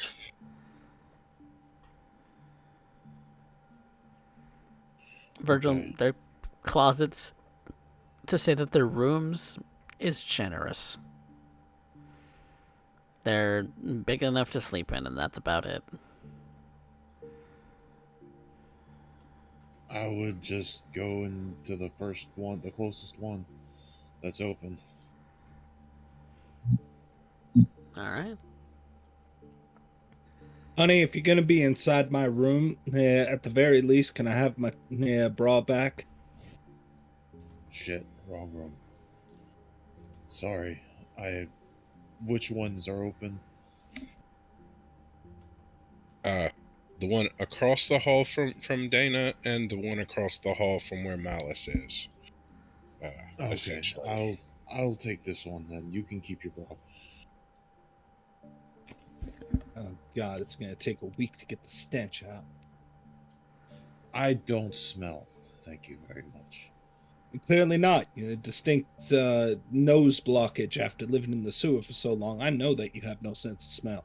You live with the mud.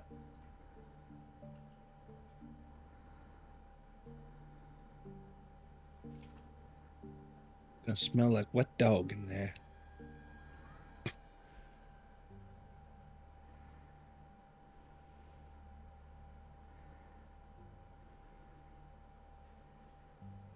So, everyone is going to rest then? Yes. Yes. Alright. The sun rises as each of you are alone in your little closet of a room, tucked into your little cots, allowing the rising of the sun to cause your bodies to go inert. You can no longer move. It's always a little unsettling, the day sleep, because you don't actually sleep. No, you lay alert, for the most part.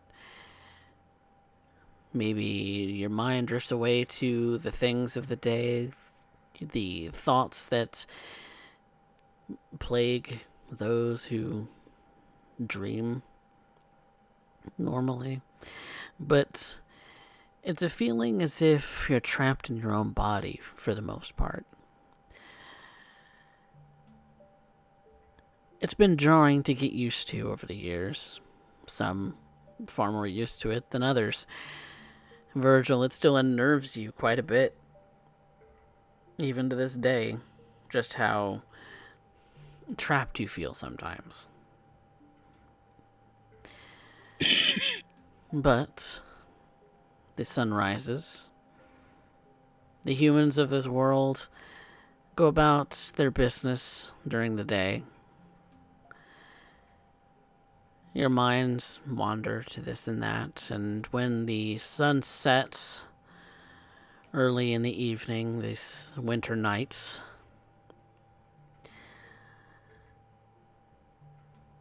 the urge to stir comes over you. And so I would like everyone to make a rouse check for the new night. Derek dice. And you may recover willpower equal to either your resolve or composure in superficial damage. As a new day or night has begun.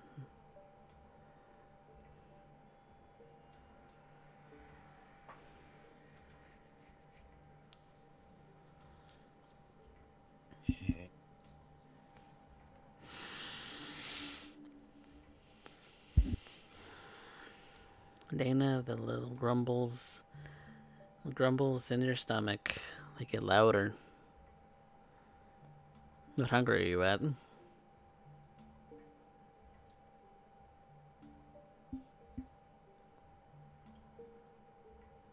Oh, what's your hunger? Or 4. I'm at the dangerous part. Yes, you are, my dear. Virgil, your stomach grumbles as well, eager to go and find another snack. What's your hunger at today? 1. 1. But it's a dull whisper, ignorable. Malice? Success. Not any hungrier. What's your hunger at? 1.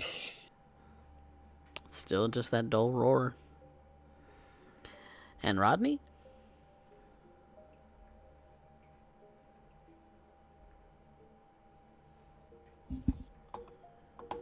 Did Muck step away?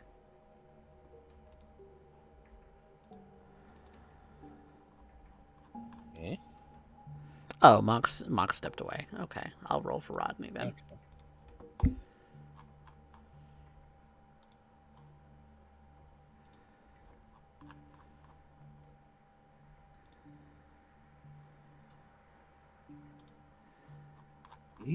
Everybody gets hungry. Everybody's a little itching to eat. Dana especially. It's fairly loud in the back of your mind, Dana. It's getting to a point where it's almost too hard to concentrate. But you all arise from your slumber in your rooms to a new night ahead of you. What do you want to do?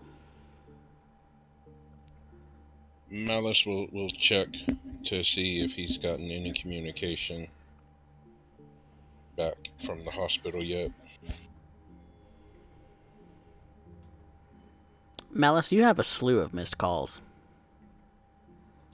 Okay. From Bastion. I listened to the messages. All of them are in a panic about Savannah. Savannah's gone. She's gone missing. And he's been, from the list of missed calls that you have, that he's been trying to call you all afternoon.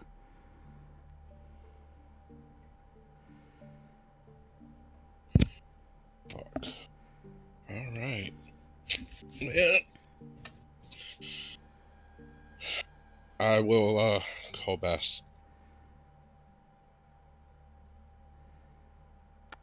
You dial on the phone, and he immediately picks up and answers. Where the fuck have you been? Sleeping. Sleeping through 15 calls. Chris, that's not like you. Okay? Working the night shift, yes, it is. Savannah's with you?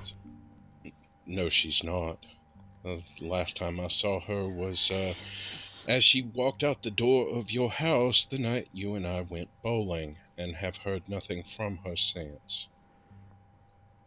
Well... Did she have her phone with her?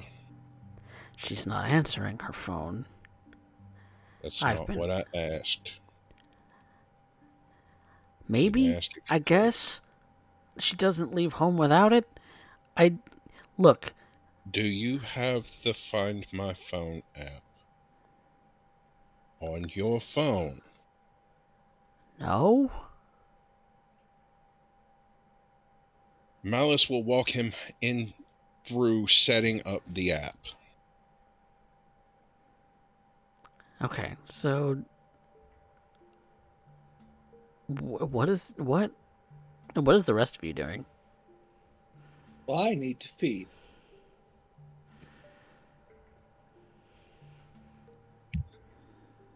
Rodney is going to probably check in on his project. Okay. Is Dana going to go alone?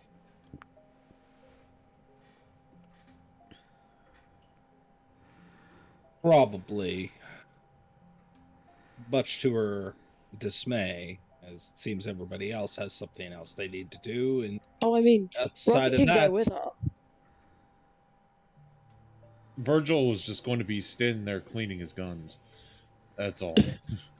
Yes, but being around Virgil while feeding, it's like eating a meal on the toilet. I don't mean when you're sitting on it. I mean literally the meal is on the toilet.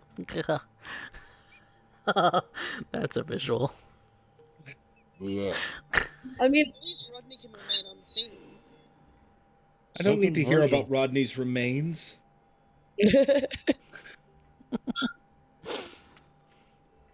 No, if Dana wants a sophisticated meal, she's probably going to do it without her Nosferatu companions. Look, it's nothing personal.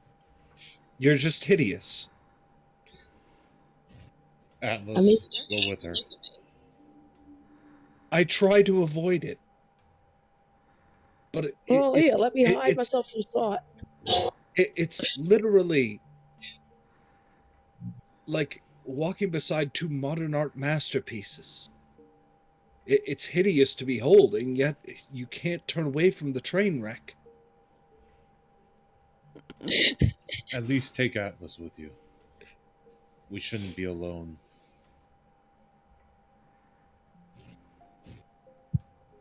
Okay, that's a fair compromise. She crouches down, knowing full well dog doesn't understand words, just understands tones. Who's a dumb dog? Who's a dumb dog? Yeah, you're a mangy mutt, aren't you? Yeah, you're too stupid to end up leaving him behind. You want to come with me here for feeding? We're gonna go bite somebody, and maybe here, just maybe afterwards, I can end up sending you here back to him, and hopefully you won't leave me smelling like wet dog. Does that sound like a good thing, boy?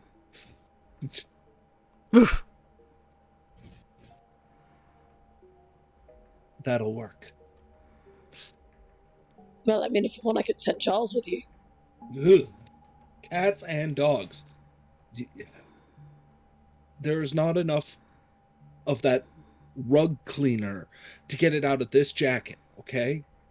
It's just, look, this jacket right now costs more than most people's car payments. I'm not about to ruin it by having that on me. You could pretend that he's a fancy orange fluffy scarf.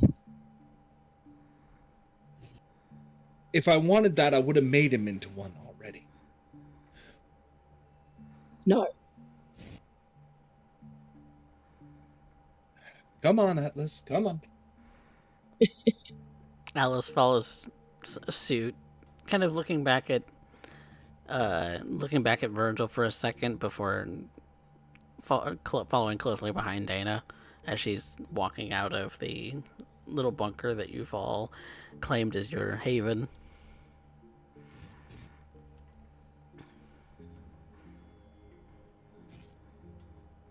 Rodney, Virgil, is there anything else you're going to do?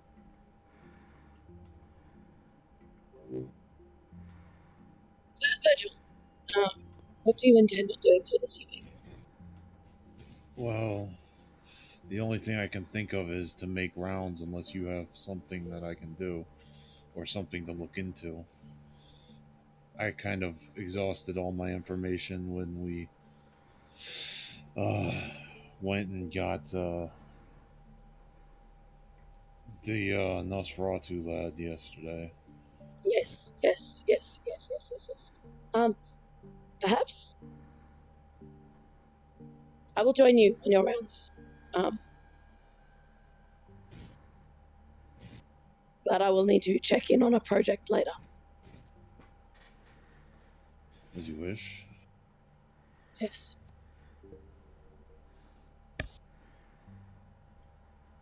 Malice, by this time you've walked him through the Find My Phone app.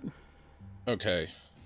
Malice is opening up his computer and opening up the app and telling him to put in Savannah's number as he does this. Okay, so he does. And once you put in the number, it should automatically, unless the phone has been... The app is still active even if it's turned off, unless the phone has been destroyed. Okay.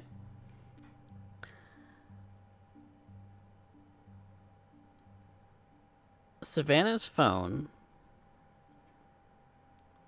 is in the Flowood neighborhood.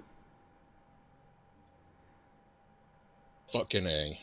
I am going to transfer this information over to my phone.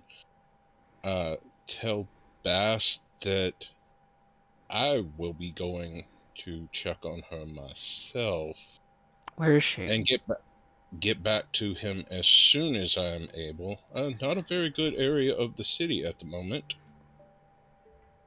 She's how far from the reservoir? Eh, she's kind of midway. I'll tell Bass the general area where she is, and that I will be making my way out there as quickly as possible. Um, if you don't hear back from me in 2 hours, contact any of your friends on the force. I've been I've been blowing up people's phones all day today, Mallets. Chris, where is she? She's out by the reservoir in a very unsavory area of the city. As I said, I'm going to check on her. If you do not hear from me in 2 hours, send your friends on the force. And at that, Malice hangs up and is walking rather rapidly out of his room, making sure he has the guns that he was given from Don Mancini, and seeing who in of the coterie is still around. I don't imagine. Virgil and Rodney would probably still be there because we were standing there talking. Not even hiding it. Malice is highly agitated at this point, and staring at his phone. Malice. Virgil will notice that he just tucked a gun in the back of his pants and pulled his shirt down over it. Okay, we're going out armed. What's going on? What are y'all plans for the evening? Let's do some rounds. What? I may be requiring assistance from one or both of y'all. What do you need? I have an address in the Flowwood. Between here and the reservoir, and a very important package that, if they are at this location, I may require your assistance to remove them, and they are not to be harmed in any manner. Rodney holds his hands out for the phone to see the address. I'm assuming there's maps. Malice will tell you the address, or as close to what he has on his phone with Find My Phone. Mm-hmm. Rodney's going to pull out some of his old maps. Knowing the city because I was a cop, would I know the area? Make me an intelligence academics. Or an intelligence streetwise, rather.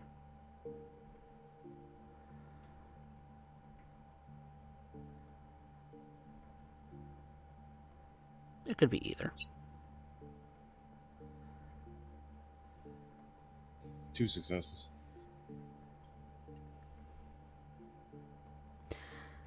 You're kind of familiar with that area. It's like much of the rest of the Flowwood, very residential. It's the kind of coordinates from Find My Phone kind of pinpoint towards a house.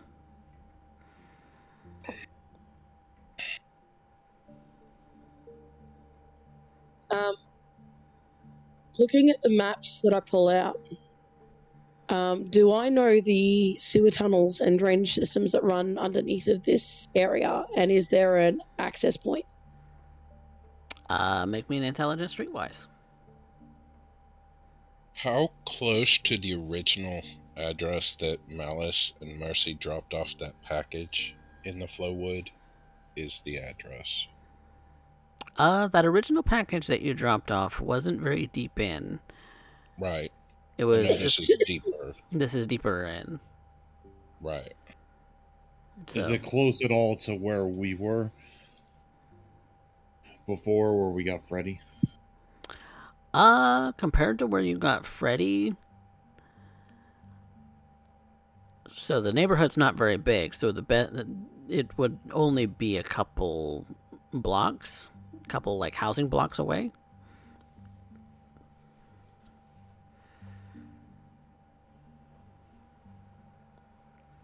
And Rodney, what was your question initially? The sewer systems underneath. Systems and access points near the address that was pointed out. Okay. So you know that underneath that neighborhood, there's really only a couple of tunnels that are wide enough for a person to fit through. And you've been up one of those tunnels previously and narrowly escaped out that same tunnel from the reservoir. And you know that these systems run parallel and that they're connected by one point. That's kind of a perpendicular tunnel that also is tall enough to fit a person in, and all along the lines of these are manhole covers. Yeah. And that's what you know. Malice is going to send Dana a text as well. That simply when she wraps up what she's doing, she might want to find her way to this address in the Flowwood. And Dana, you receive that text as you're walking out of the hotel. Oh, I haven't even had a chance to peek yet? No. This all happened very quickly after you woke up.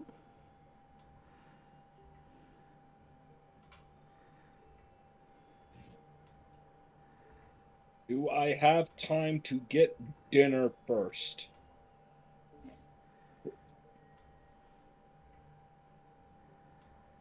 It's up to you, Malice. Get your dinner.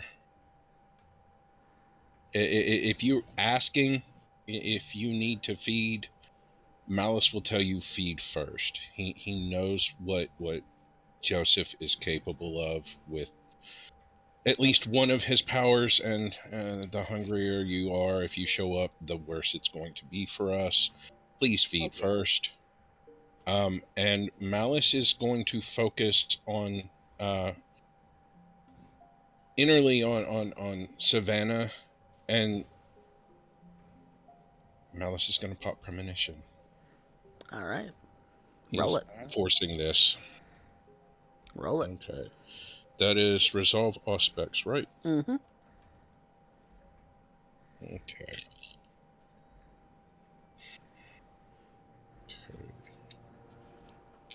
I have a Felix down here who really desperately wants pets. Hi, Kitty. Kitty. Give me your energies, Kitty. He's a good boy. Them. Okay. 3, 4. 4 successes. 4 successes. Yeah. And you're roused for it? And that is a success. All right. You're not. It is a critical success, so I'm going to be taking a stain. Oh. No, that's only for Oblivion powers. Oh, that's right. Sorry. Yeah. I keep... Only for Oblivion powers, my friend. Auspex is not an Oblivion power. I forget, because I keep I intentionally I wanted to tie this into the fatal precognition, but I'm not quite there yet. 4 successes. You're focusing in on Savannah. Yes. Your mind drifts into that narrow space between reality and not. That narrow space between the void and what you know to be real, and it speaks to you in the way that it does, showing you images, words, little things. Your vision kind of swirls for a moment before stopping on that house that you see in the Find My app or Find My phone. Mm-hmm. And she's there. She is okay, from what you can tell. In this vision, she's enjoying a plate of food.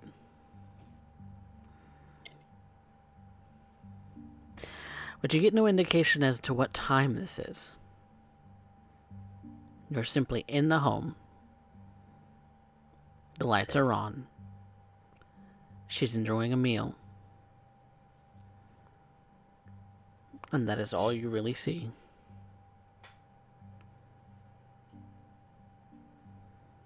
Oh. You follow her for a brief moment. You see her pull out her phone. You see her texting.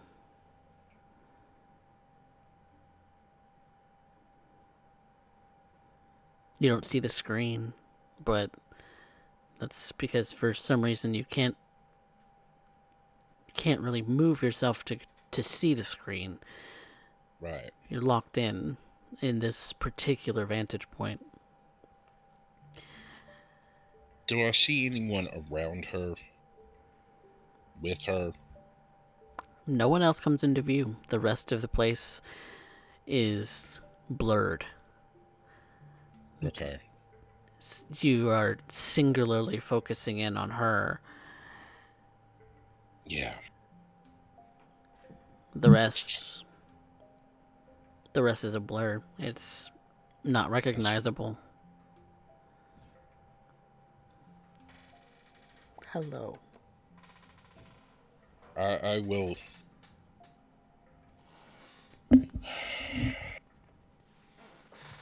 Trying to keep focus on her, call her. Her phone does not answer. Does it immediately go to voicemail? It does.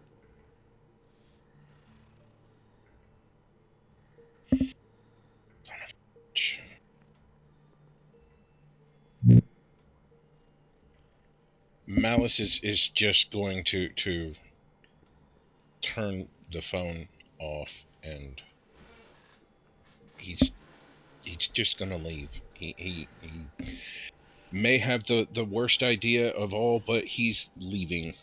He doesn't care if they're keeping up or catching up. He's just going. All right. Rodney is going to move to follow him, and he's going to be like, Malice, there's a way in and out through the sewers if you would like.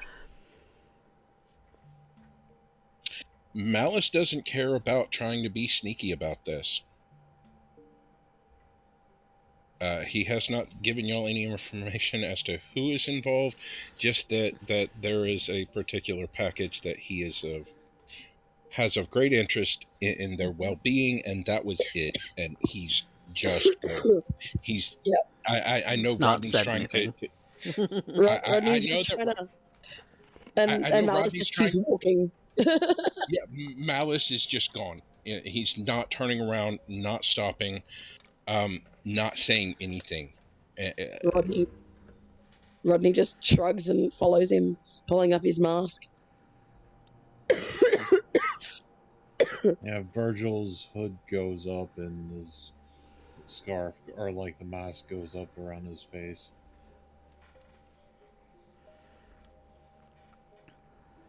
All right. Let's quickly switch gears over to Dana for a moment. As Dana, you have a little bit of a complication when it comes to what you're going to feed upon tonight, as you are at hunger 4. Yeah, that makes it incredibly uncomfortable. It does. So, either this will go smoothly on your roll, and we'll have nothing to worry about, or it won't, and we'll have a basic feeding scene. Well, we'll remind you on who you're talking to. So, how do you feed in this domain? Well, very much I am a scene queen. I am going in contact with counterculture elements, punk scenes, goth scenes, yeah, that kind of thing. It's mostly rebellious teens and what have you, but it's nothing new, and I'm very much knowledgeable about it. In fact, that's the foundation of the armory, so it's not particularly difficult in that regard. And given the fact we're in this domain, I know on how to end up, or I've made decent notes on where to go for such feeding. The tricky part, more than anything, is I believe. Well, no, actually, I stand corrected. It is a Chase 5 domain, and I think the only complication is I must stay within or my particular group. That's it. Okay. So, make your roll then. Okay.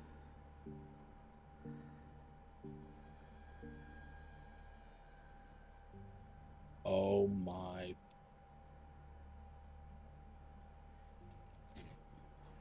You have one success. So I could allow you to succeed at a cost. What's the cost?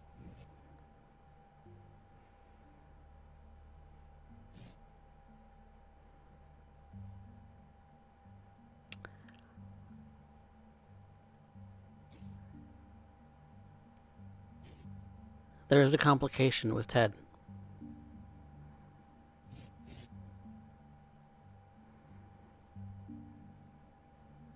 No. No, I'm not going to put Ted at risk. Not for a moment. So be it. I guess I'm off to Flowwood hungry then. After spending 20 minutes trying to scope something out, Dana, the moment's just never right. It's never quite right. You hear that wild side of yourself really start to kick up. That just do it already. What are you waiting for?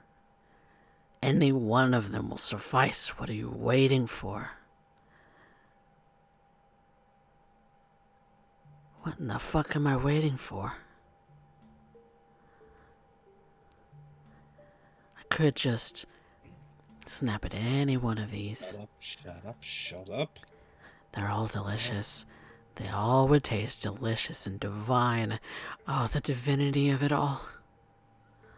And if we end up doing that, then we end up being from the divinity of the blood to being a goddamn stain on the sidewalk, slowly leaching back into the gutters. And I'd rather not end up going into it, okay? I'm trying to end up gaining this fame. I need to end up getting this pet. I want it, but Oh, can't. I want it. I want it so bad. I really want it so bad. No. We're going to end up getting through this. I just really don't want to end up having to deal Oh, but that one's dealing so with another cute. one. Shut up. Shut up. That one's... Oh, come on.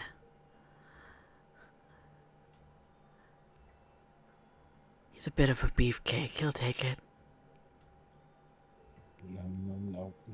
No. We gotta end up getting to Malice at this point. Asked us to drop by, and now we gotta go into the Flowwood. Fucking Flowwood. Jesus fucking Christ. What more is he gonna ask of us? Look, if we end up running into Joe, I'll eat him, okay? Ooh. What does Tremere taste like? I don't know. I'd like to find out. I'd just rather not have to end up finding out here. Damn shame. Damn shame, because, ugh.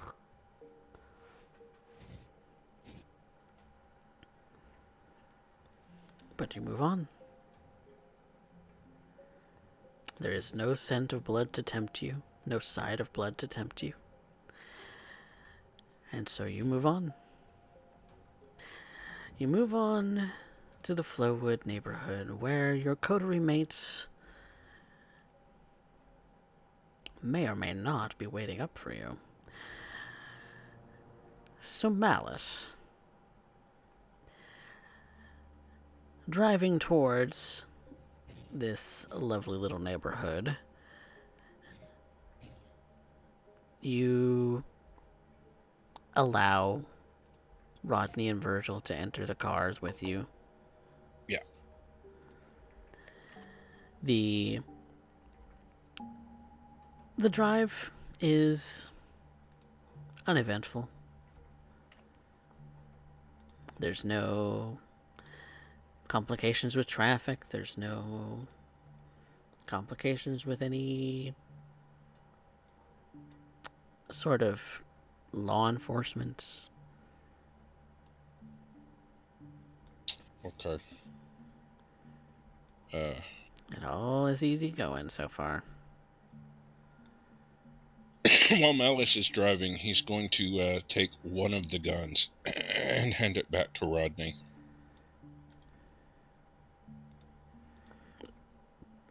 Rodney kind of gingerly takes the gun and looks at it like he's not quite sure what to do with it. Turn that button down. Make sure that's pointed at what you want to shoot, and pull the trigger. Rodney just looks at it and hands it to Virgil. He's like, I'll just use my fist. It's fine.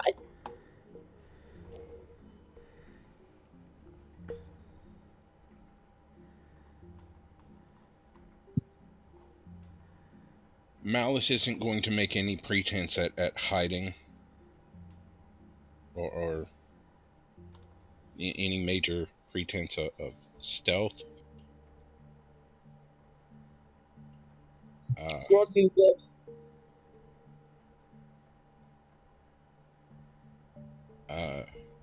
When he gets close enough, he will stop to let the nos out. But he will park right in front of the house.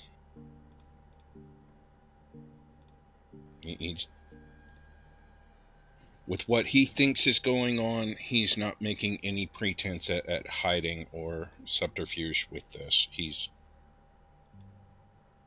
very on edge.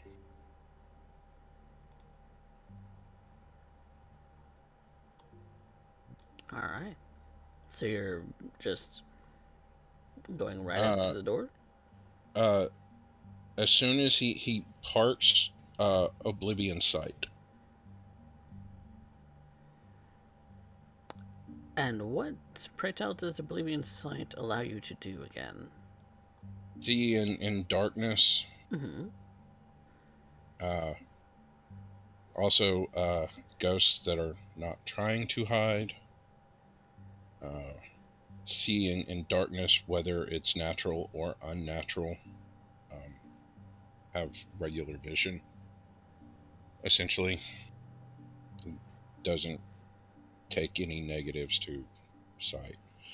And then sense the unseen. Okay. Roll sense the unseen for me. Okay.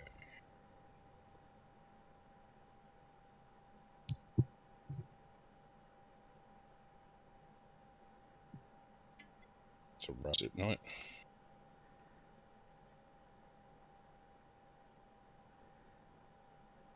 I believe that's a rouse for sense the unseen. No, it is not. It is free. It's not. Okay. So that is. Let's see. I don't know why I keep thinking that's a rouse.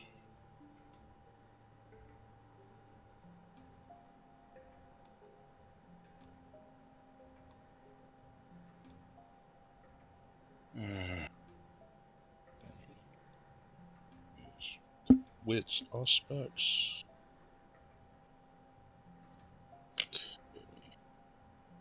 Wits aspects.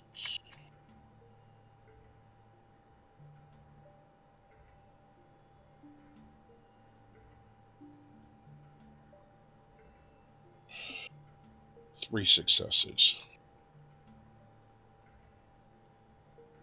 So far as you can tell, there is nothing to be unseen.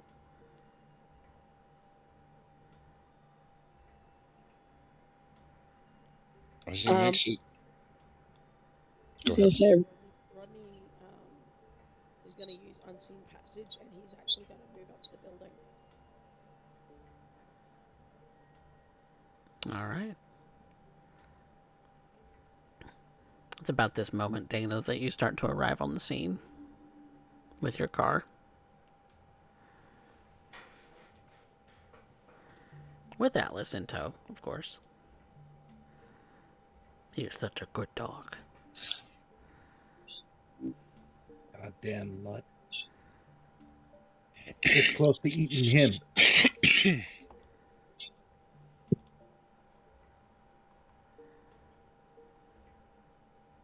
Malice is trying to use the vantage to see if he can, if the windows are not closed, see in through the windows to where he saw her last in his vision. I know it was blurry, but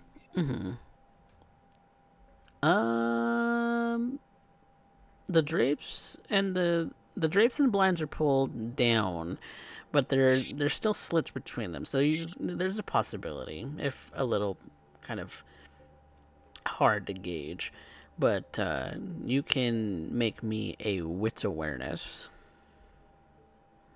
okay.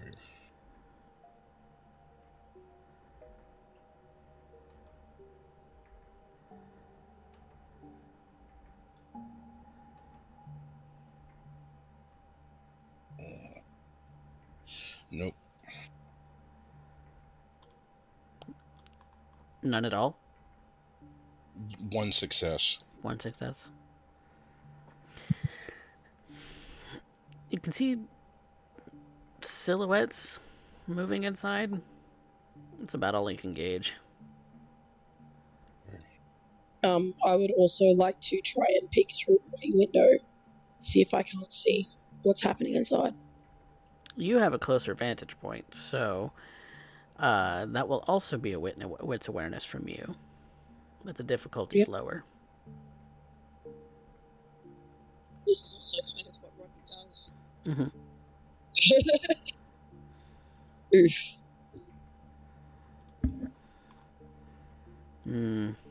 It's hard to make out. Seeing through these blinds, they're at just the wrong angle that you can't really see into the room. There's definitely lights on inside, though. There's lights on inside, yes. Every room. Nearly.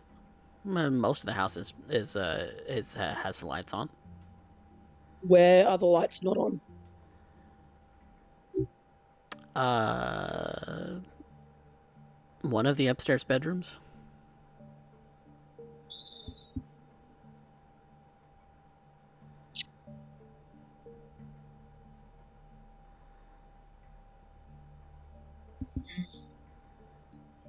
I'm still not quite sure why they're there. Is there perhaps another window with a better vantage point? Kind of moving around.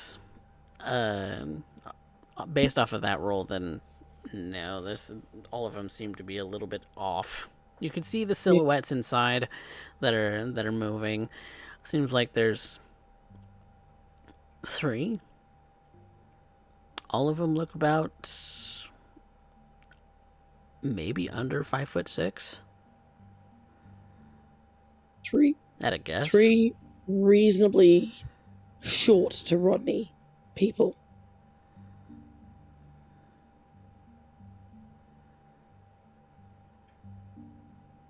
Okay. Malice is gonna bang on the door. Virgil's going to use Unseen Passage and basically give him back up. Okay. So Malice is at the door. Virgil's at the door with him. Dana, about where are you?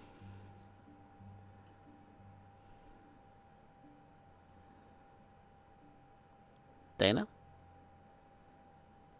Well, I might as well just keep an eye out at this point. So you're saying Malice is going to knock on the door, so I might as well end up joining in. Okay. Safer to stay near the piranha. Mm-hmm. Them teeth. So, Malice and Dana kind of walk up to the door. Malice bangs on the door once, twice, and a woman comes to the door. Long, kind of dreaded hair, darker skin, very pleasing smile on her face for one moment, and then she kind of looks at you and kind of looks you up and down and says, "Can I help you?" Where's Savannah? Who's asking? Her uncle. Her uncle who? Is she here? That depends. Who are you? As I said, I am her uncle. And we'll holler out for Savannah. And when you holler out, you see 2 individuals come out from the kitchen. One's a girl, about the same age as Savannah, with her hair in pigtails, big kind of floppy earrings. Possibly a child to this woman at the door. Uncle Chris.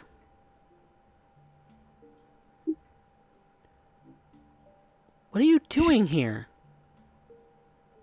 Do you have any idea how worried your father is? Why are you not answering your phone? 'Cause I told him he could fuck off. And you turned your phone off. Yeah, I did. I don't want to talk to him anymore. I'm waiting for Mom to come get me.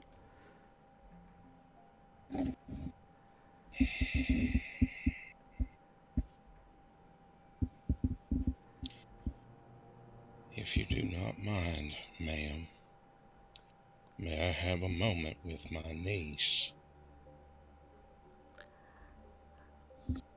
I will supervise that moment with your niece based on what she's told me, sir.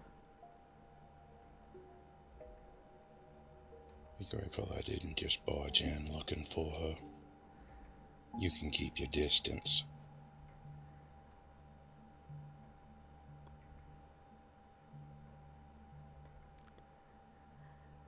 And the woman steps aside, allows you, any of you who wish to come in, to come in. The dog stays outside. I don't want no dog shit in my house. He's more well behaved than that. Atlas, you take a walk around the block. She kind of ends up gesturing, but I'm pretty sure that's more for Virgil to notice that dog's not wanted. Malice will step inside, and as he does, he's going to dial Teresa's number. I'll step inside with him.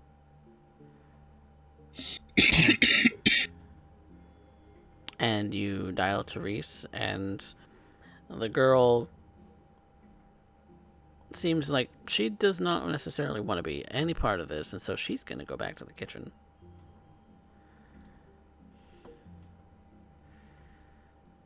But Savannah just kind of crosses her arms and leans up against the wall, not looking at you. While the woman ushers all of you in and closes the door.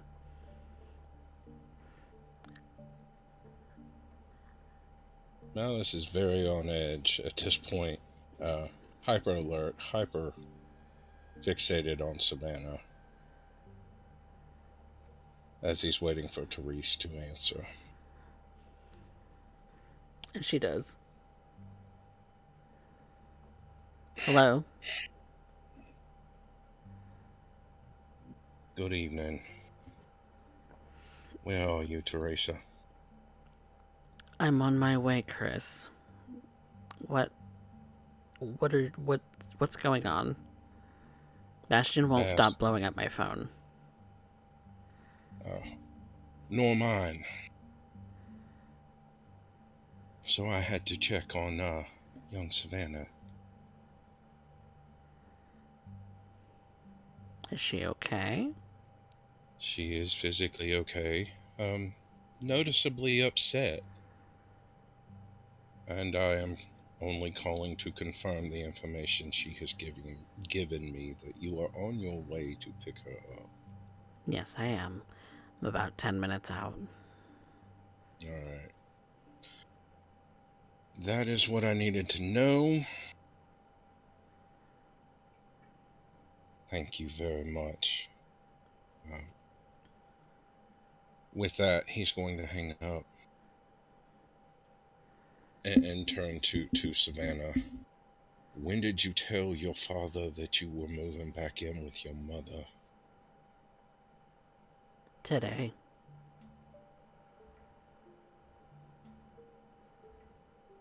When did you make this decision?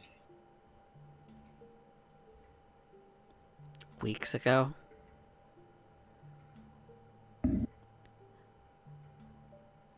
I don't want to live at his house anymore, Uncle Chris.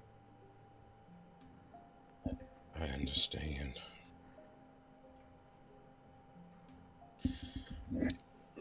Blush of life. Rouse for me. Yay, I succeed on that. Yay. I will take her hand. I know things are not easy.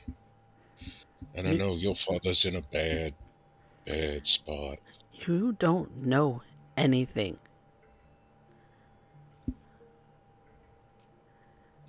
You don't know what he's like when he's drunk. I grew up with him. So yeah, I do. You made your decision. I'm not here to change your mind. I am only here to make sure of your safety. Then if you... So I can assure your father that you are safe and sound.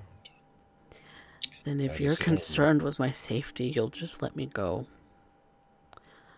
As I said, I'm only here to make sure you get to your mother and get out of here safely. That's it. And she nods. And when you take her hand, Malice, you can see that she's wearing long sleeves, which isn't uncommon for this time of year. But as you kind of absent-mindedly look at her hand for a moment, you see that there's bruising. I will pull her close for a hug.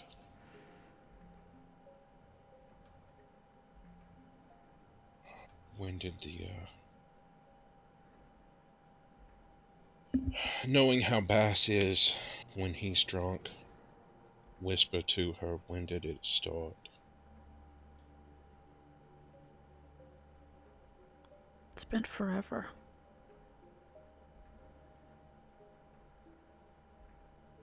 And it's only gotten worse since your mother left, huh? Yeah?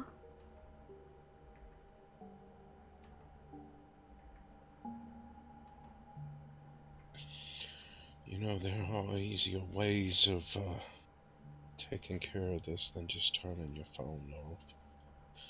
You could have blocked your father. I didn't know what I was supposed to do. There are no easy or simple answers in this. You're doing what you have to for yourself.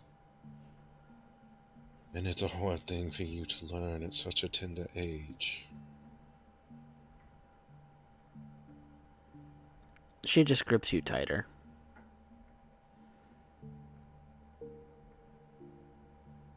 Why didn't you ever tell me this was going on? You're never around. I haven't been as much family as I should have been.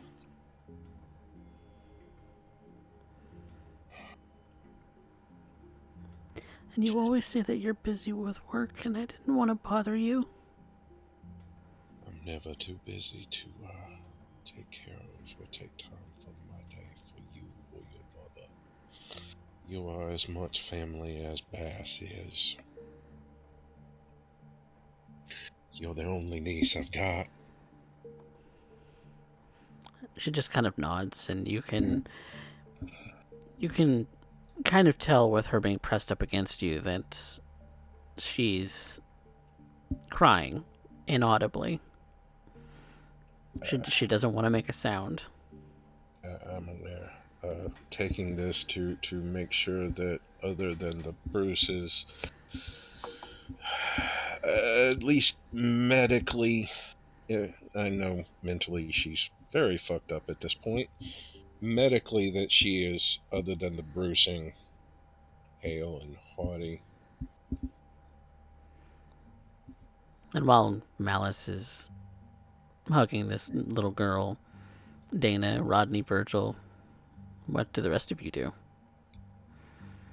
I'm just heads on a swivel, looking around, listening for anything that is around, telling Atlas to do the same. See if he sees or smells anything out of place. Yeah, Rodney is just waiting outside the building, just keeping an eye on everything, making sure that there's no danger. He still has no idea what's going on. Only that there's a little girl that is apparently Malice's niece inside. Well, as it stands right now, the only thing I can end up thinking is if I hear any more whining and crying, somebody's getting eaten. That is definitely rattling around in your brain. Oh, because you could take a bite out of the mom, or the daughter, or even Savannah. Maybe nobody would notice. I'm pretty sure. Yeah, Malice would notice, but I'm trying to be polite. And it doesn't really help that every single time that I end up in these predicaments, it's always when I am, well, let's just say, not at my best. We can put a The stop mom to gives that me. annoyance right now. Mom gives me any more sass, we're gonna find out.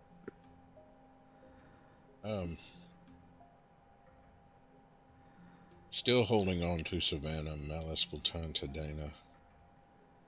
I'm sorry if I cut short your evening. If you still have things to take care of, I do appreciate you showing up. Please do Here, what you do. I'm here. You take care of Savannah right now. That's the more important thing. Besides, it's a lovely evening. I hate to end up spoiling it. No need to rush. Malice is going to move to find a place to sit down.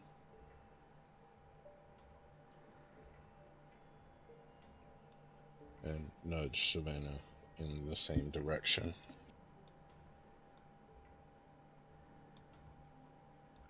And Savannah will follow you closely.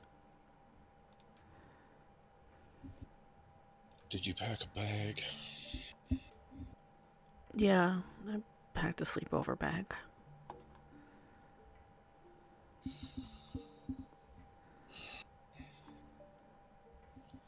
Malice is at this point going to send Bass a text that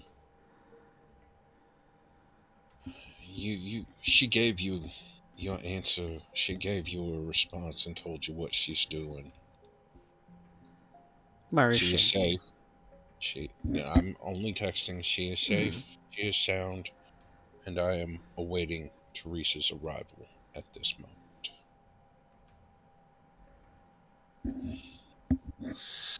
And that's all. That's the only response Bass is getting from me right now. He is going to text you. Where is she? She is safe. She is sound. And at that, I turn my phone off after sending that text. All right.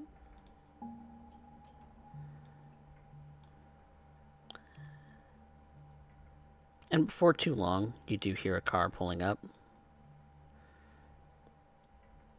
And when you look outside, it is the woman you know to be Therese. I'll ask Savannah where she left the bag. It's upstairs. You say your goodbyes. Malice will find his way upstairs to find her bag.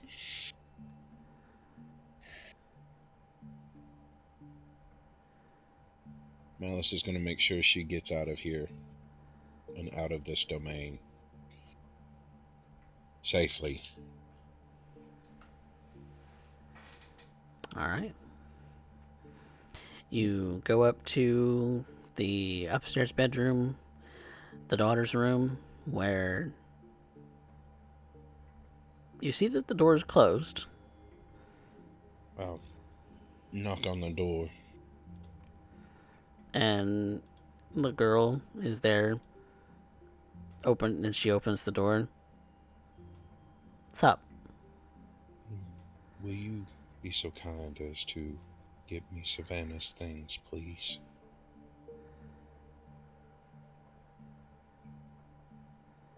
You're her uncle, right? Yeah. Okay. And she turns Call me around. Chris. Nice to meet you, Chris. I'm Lily.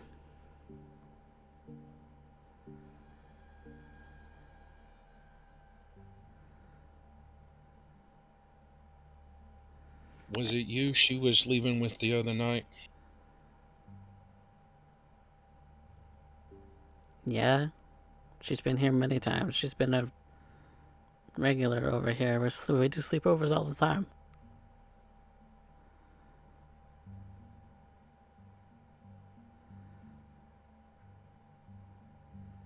I love Savannah like she's my sister. It's nice to know she had a safe place to go. Malice is visibly shaken at this point, knowing what has been going on with Bass. How abusive that he's become. You kind of came in here looking all scary, like, I'm not gonna lie.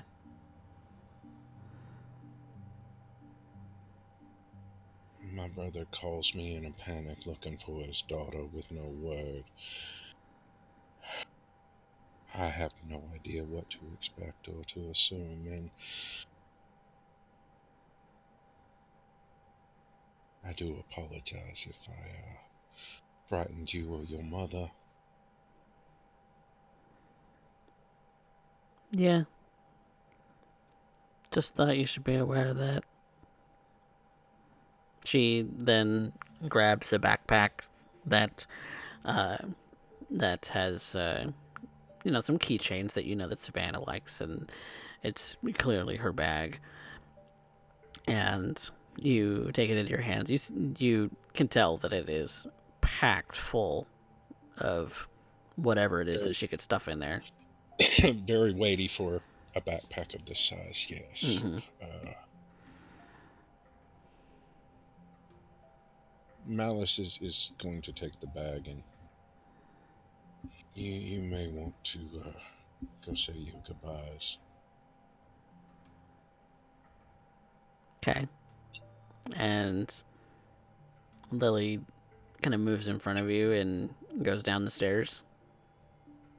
Malice is just going to sit down for a moment in the hall holding the bag.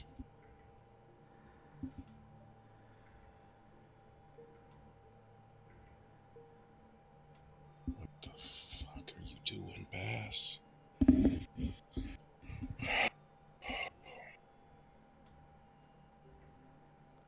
You can Take ask a moment.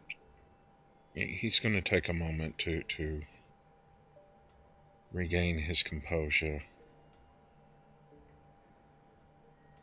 The area they're in, the situation they're in with the city. He's very, very short trigger for a frenzy at this point.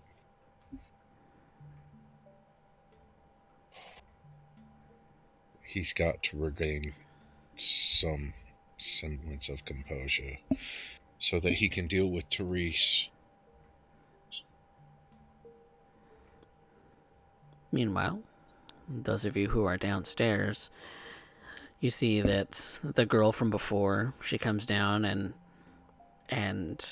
starts to talk to Savannah a little bit, kind of quietly, where Therese and the mother, whom you haven't gotten a name from yet, they're talking a little bit, still quietly.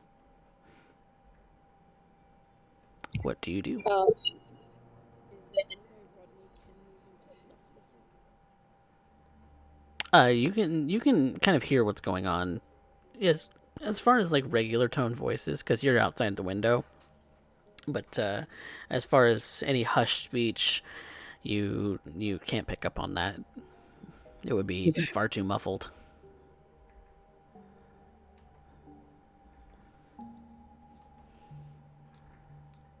Dana, Virgil, anything you're doing? Like I said, I'd just kind of be probably pacing around the front yard, looking around, with Atlas just keeping his nose out for anything that's, and looking out, like see if any of us see anything, or if he smells anything that's off, like smells another one of us.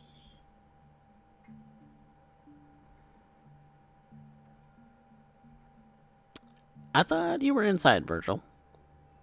No, I was on the front porch. Oh, so you didn't actually move inside. Okay, so it was only No. Malice and Dana that went inside. Okay. Yeah. Okay.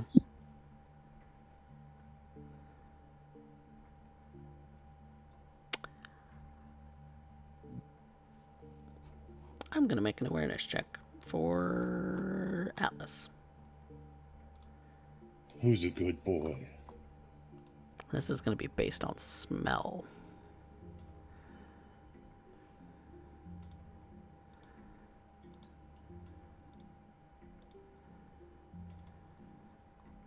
Oh. That'll do, boy. He's kind of pacing around. He knows not to try and draw an attention to you because that's not a good idea. Drawing attention to you, he should not be rolling with hunger, but he kind of paces around, much like Dana had instructed him to. But he's more following your instructions than he is paying any mind to what Dana commanded him to do. And so, but when he stops for a moment, you see him take kind of a big sniff of the air, like he caught something for a moment. But he seems a little confused, like it was there and then it wasn't.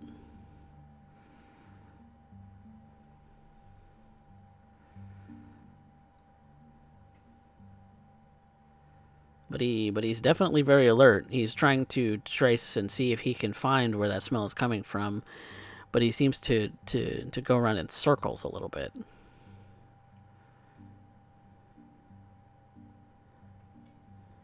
I just work the scene like I would when we were a team, and like get him to try to follow the scent and see where it leads. Okay. For you, I'm gonna make that a wits and investigation.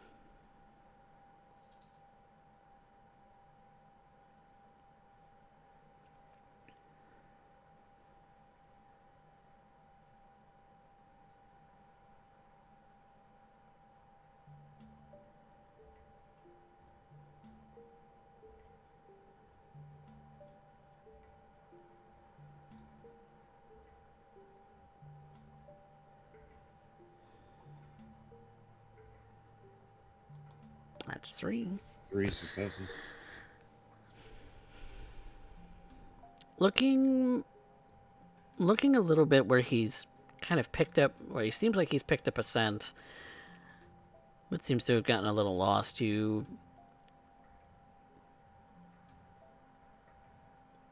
check the ground. You see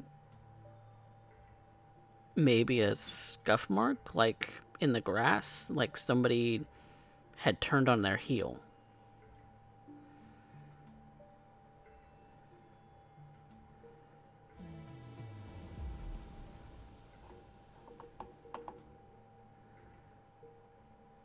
Like maybe somebody left? Like, if I looked at it and felt it, could I get a sense of how long it's been? Like, is it dried? Is it fresh mud? Oh, it's So pretty. recent. It's a pretty fresh one. It's a pretty fresh, like, footprint, kind of dig into the grass kind of a thing, where this person recently turned heel and maybe ran. You see that the path ahead, and most of the directions around you is pavement, like driveways and sidewalks. So there's not really any potential for any further digs in with boot prints or anything like that, or footprints or anything like that. But strangely enough, Atlas can't pick up the scent about which direction it went. Well, if I can kind of triangulate from the boot print where it turned heel, I would probably work the way, maybe do a little bit of a lap around, looking, uh, looking around the block a little bit. Yeah, that's based on your investigation roll. There's not any clear indication as to which direction they were facing, which direction that they ended up going. Just that there was a turn in the grass, and and then it was gone. Does Rodney notice Atlas behaving strangely? He's behaving a little strangely, yeah, because he seems to be walking up and down the yard a little bit like he's confused, walking in circles. Rodney's gonna step away from the house enough to go and see what Atlas is doing. Still keeping up his obfuscate. Mm-hmm. Both of you are still obfuscated with Virgil. You can keep your voice down to like a low whisper and still not be unobfuscated, even talking to Atlas, because you know he has very good hearing. Rodney would actually like to talk to Atlas. Okay. I don't guess. So you're gonna pop feral whispers? Yes, please. Okay. Go ahead and rouse for that for me.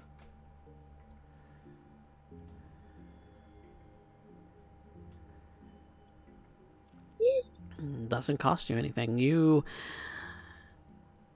cause your blood to stir to give you the understanding of the speech of animals and how to speak to them.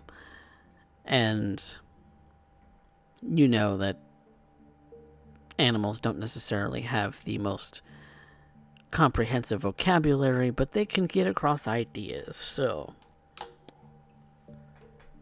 what do you ask Atlas?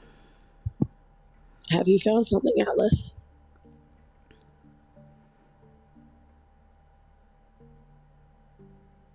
It was there.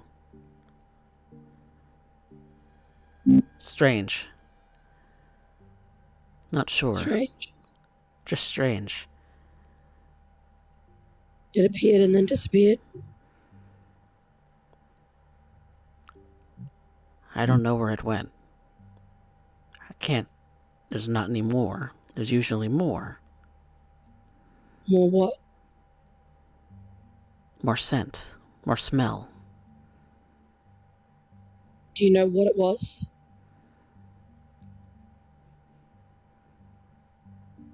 Was it dead thing?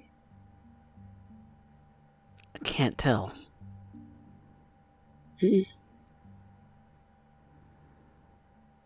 Smells like shoes. I like shoes. Shoes are chewy. I'll see if I can find some in my collection for you. Ooh, toy? Yes. He starts to wag his tail.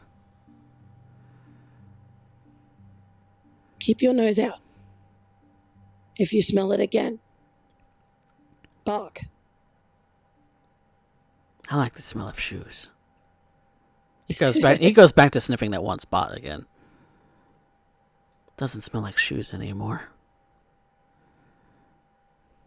What does it smell like now? Dirt. He kind of grips a piece of grass in his mouth. Ugh. Dirt. Just dirt. It's all dirt. It's just dirt.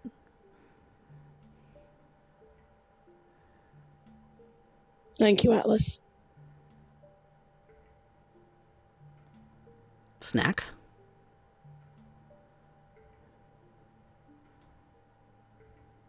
What? Atlas asked for a snack. Rodney kind of pats himself. He doesn't really have anything on him right now. Later. He kind of like moves towards you and kind of like shoves you with his nose a little bit. Snack? Rodney's like, shh, shh, I can't be seen.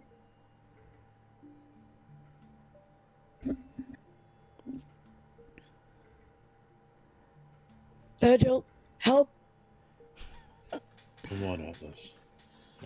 Let's make our rounds. Let's do a round around the neighborhood. And Atlas essentially does what you would know Rodney as a kind of an affirming gesture, and goes to follow Virgil once more.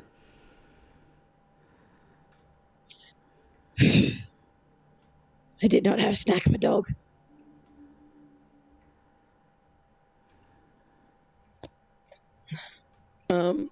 Rodney makes his way back up to the house. He's going to be hyper fixated now, trying to figure out if anything comes back in.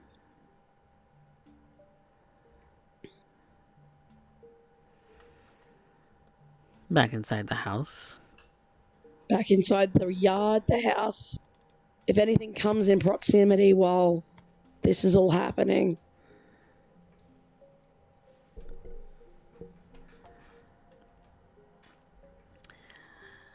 Meanwhile, Malice, you're upstairs with the full backpack of Savannah's things. Kind of trying to collect yourself. And downstairs, the children are still talking. The mothers are still talking. Malice will slowly stand up and begin walking back downstairs.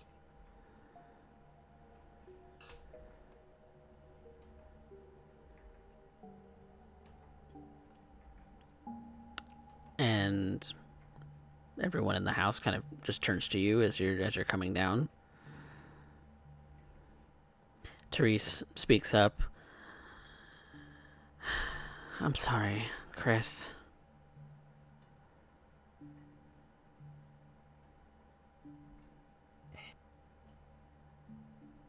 You did nothing to apologize for. As he's making his way the last couple of steps, he looks at the ladies whose house this is.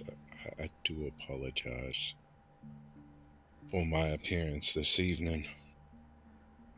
Kind of out of the blue. As well as 25 missed messages from my brother telling me he's concerned for my niece. I understand. Just Do apologize. I appreciate that. Because honestly, I thought he was going to break into my house. The state of mind I was in, it wasn't far from my mind, ma'am.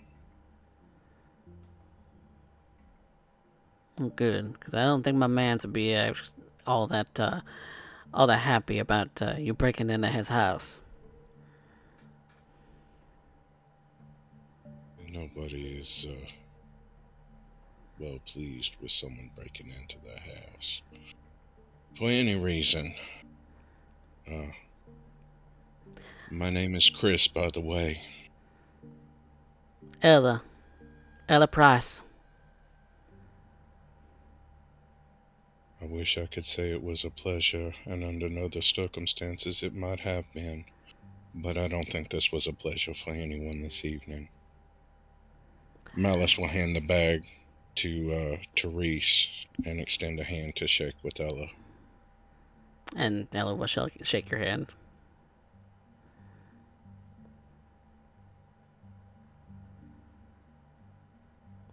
It's a pleasure to meet you, Chris.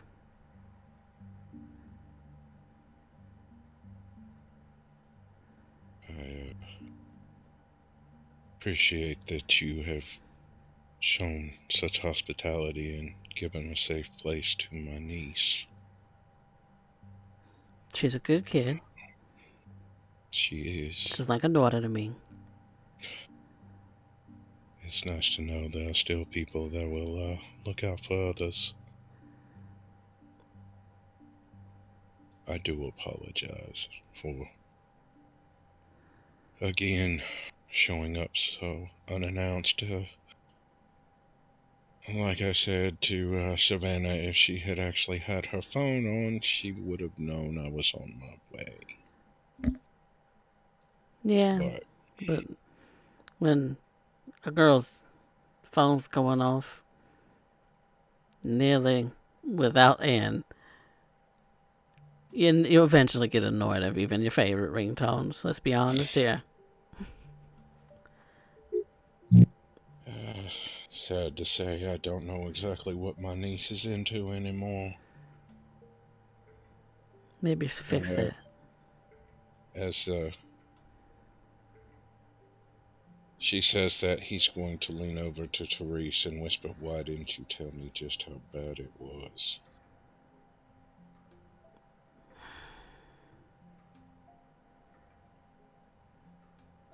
I'm sorry, Chris. I couldn't.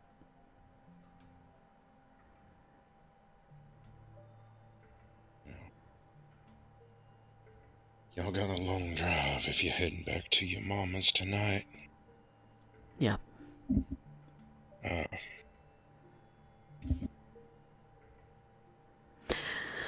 on, Savannah. It's time to go. I will follow y'all out of the city. Oh, you don't need to do that. Oh, but I do. Come now. We don't need to be escorted out of the city. So long as... I need to make sure Bass is not calling people to have y'all followed. The state of mind he was in when he called me, he's not far from it. And he's not going to be well pleased with me turning my phone off on him with the state he called me in. I didn't want to drag you into this. And I appreciate that, but family takes care of family. Including Bass. He's family, and you don't worry none about him. I'll see to my brother soon enough. And Therese just nods. Let's get going. We've got a long drive, Savannah. And Savannah nods, hugs Lily. They hug each other for a long moment. And then they part, and Savannah takes her bag from her mom and goes out toward the car. Malice is going out to his car. Since the unseen, he's aware that he has others with him, but he's intentionally trying to see if there's anybody other than Rodney or Rodney or Virgil. Okay. Virgil around. Go ahead and roll it.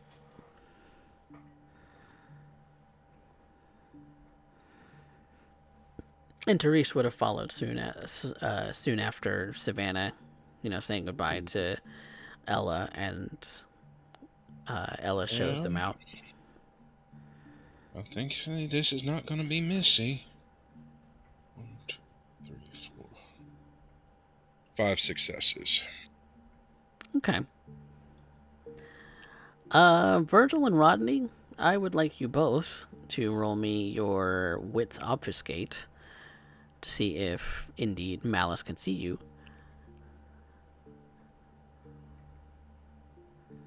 Wits and obfuscate? Wits obfuscate, Yeah. Yep. Okay.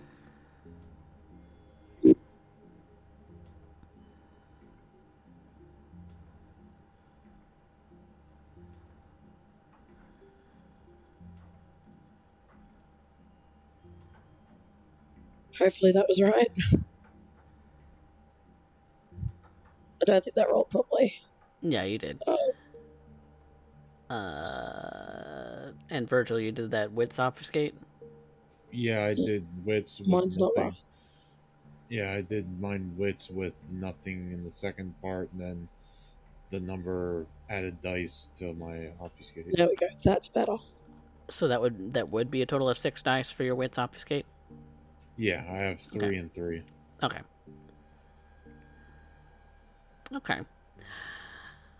You can definitely see both Rodney and Virgil. They're maybe not being as stealthy as they claim to be, but you can rest assured that they are under the power of obfuscate, because you do see that slight bit of slight bit of their image is just slightly off. Right. But there's nobody else that I can see hiding around. Not that you can see. Okay. Malice is going to make sure that, like he said, that they get out of the city safe. And is going to maintain, like he said, he's going to follow him to make sure that not only are they not harassed by Bass, but by any of his kind or any vampires at all. Dana, what are you doing?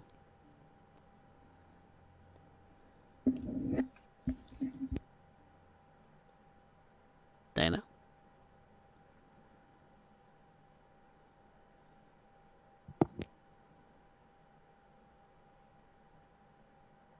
Derek? Is Dana doing something? Well, we already end leaving the house at this point, so I don't see anything in particular, and I don't think I've been informed as to what's going on. So, Well, just a quick point. Is Dina and Malice close to each other when they go outside? she's been fine for the most part, so I don't see why not. Rodney is going to pop up close to them, kind of whisper just loud enough for them both to hear that there was somebody here, but they seem to have left.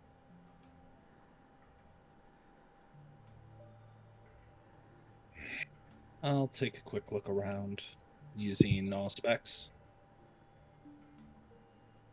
okay. Heightened senses? I guess. Well, I'll use both. It doesn't cost me blood, so I don't mind doing it, but not gonna risk it. Okay. So only 2. Okay. Or no, no. Yeah. Yep, that's only 2.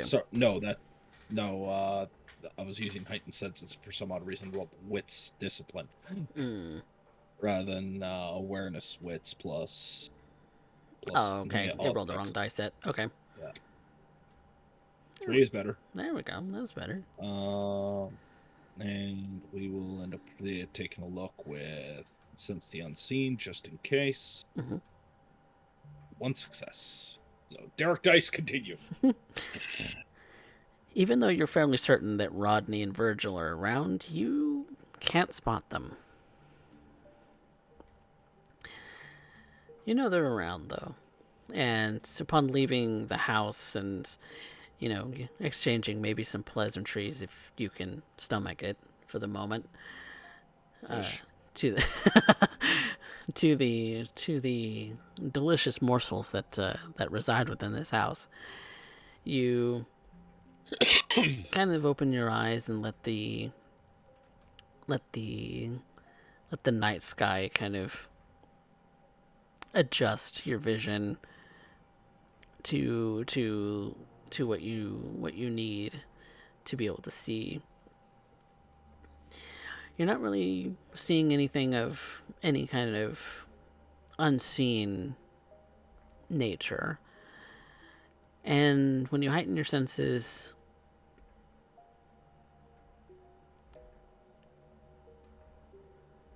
for a brief second, you thought you saw something in a house down the way, but it's not there anymore.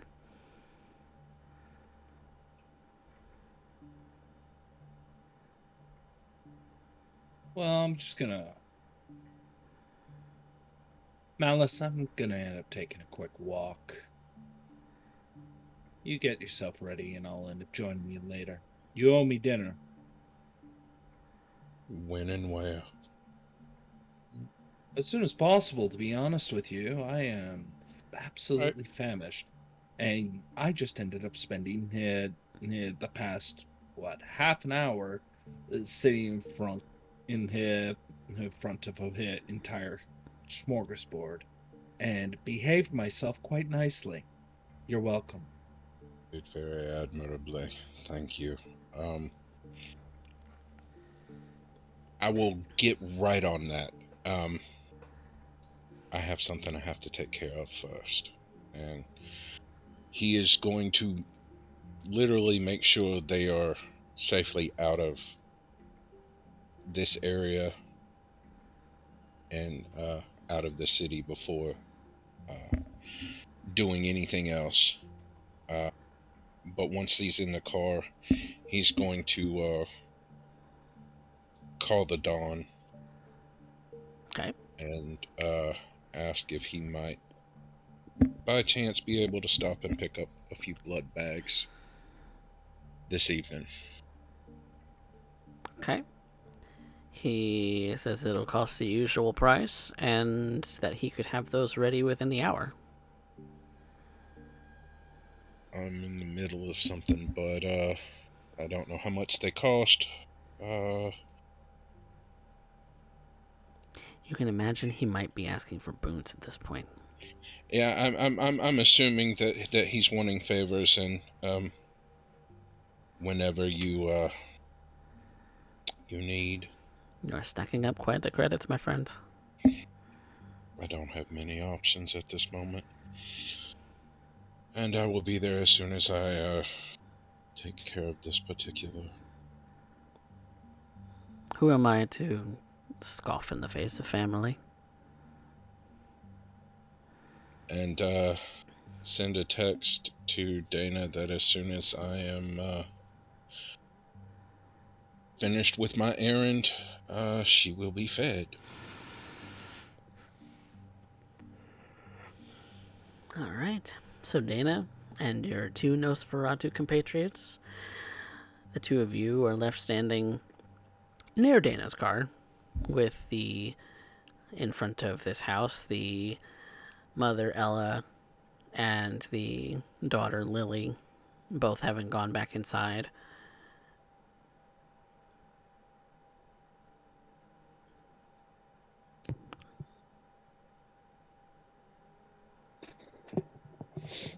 Are you all going somewhere else? Well, we're here to end up supporting Malice. Malice asked me to be here, so I'm going to hold out as long as I can, despite the fact that I am currently white-knuckling a steering wheel in a parked car, probably threatening to strip the upholstery leather around the steering wheel clean off. Trying to end up focusing on the fact that I really wanted to end up eating just about everybody in that entire house, and I've experienced this kind of hunger. I know where it ends up, and usually that it means it's going to be a body. So, at this point, I am just trying to end up staying on my best behavior while in the Flowwood, and just hoping above hope that I don't end up being ashed. The only thing I got going for me is the fact that I have my coterie with me, but we're in the goddamn Flowwood, Anarch territory, and despite the fact we managed to take a few of their heavies, they're still very much in charge of this area. I'm not delusional to say that the prince is decreed, and so this place is suddenly safe for us. We are pretty far from safe, and right now I'm just trying to preserve the masquerade, because I really don't need my head taken off right now by Annox or Camarilla, whatever Calhoun wants to end up doing. And all I can think right now is I can go into any one of these houses and just start biting into things, because I can't Pop get them the open image. like a Slurpee. I can't get the image out of my head of ripping the rib cage open like a blooming onion and end up biting into the heart. And I really, really need food right now. I really need blood. I need to get a hold of myself right now, and I'm not even at my worst yet. And I'm trying to stay well behaved. Is there any way for Rodney to slip into the back backseat of Dana's car without being spotted? If she opens the door. I don't think she thought that far ahead, but She's a little in the moment right now. yeah, I would think that would be a fair assessment. He's just gonna pop the door and slide in. She quickly turns. It's very clear she's on edge. It takes her a second to go, oh,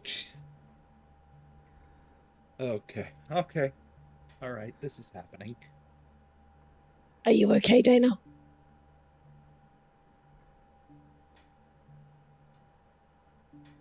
I haven't killed anyone in a few hours right now, so you tell me. You're doing very well.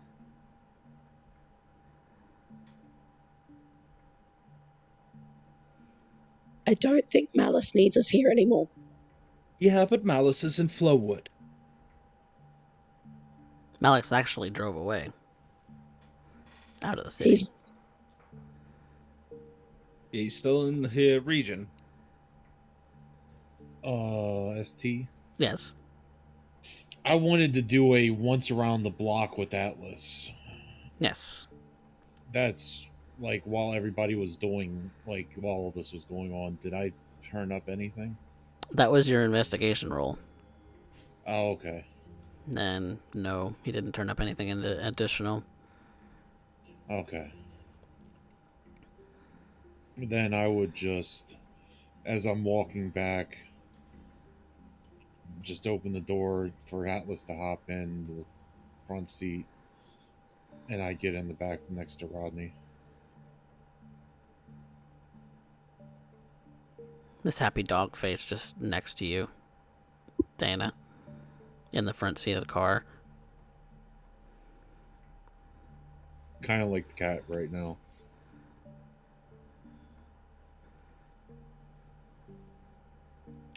But as soon as you kind of look over at Atlas, he immediately kind of cowers back and sits down.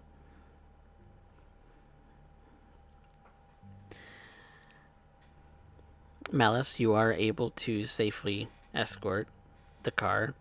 You follow Teresa's car with Savannah inside, outside of the city. Doesn't take but 20 minutes at most to drive outside the city, and so you are on your way back.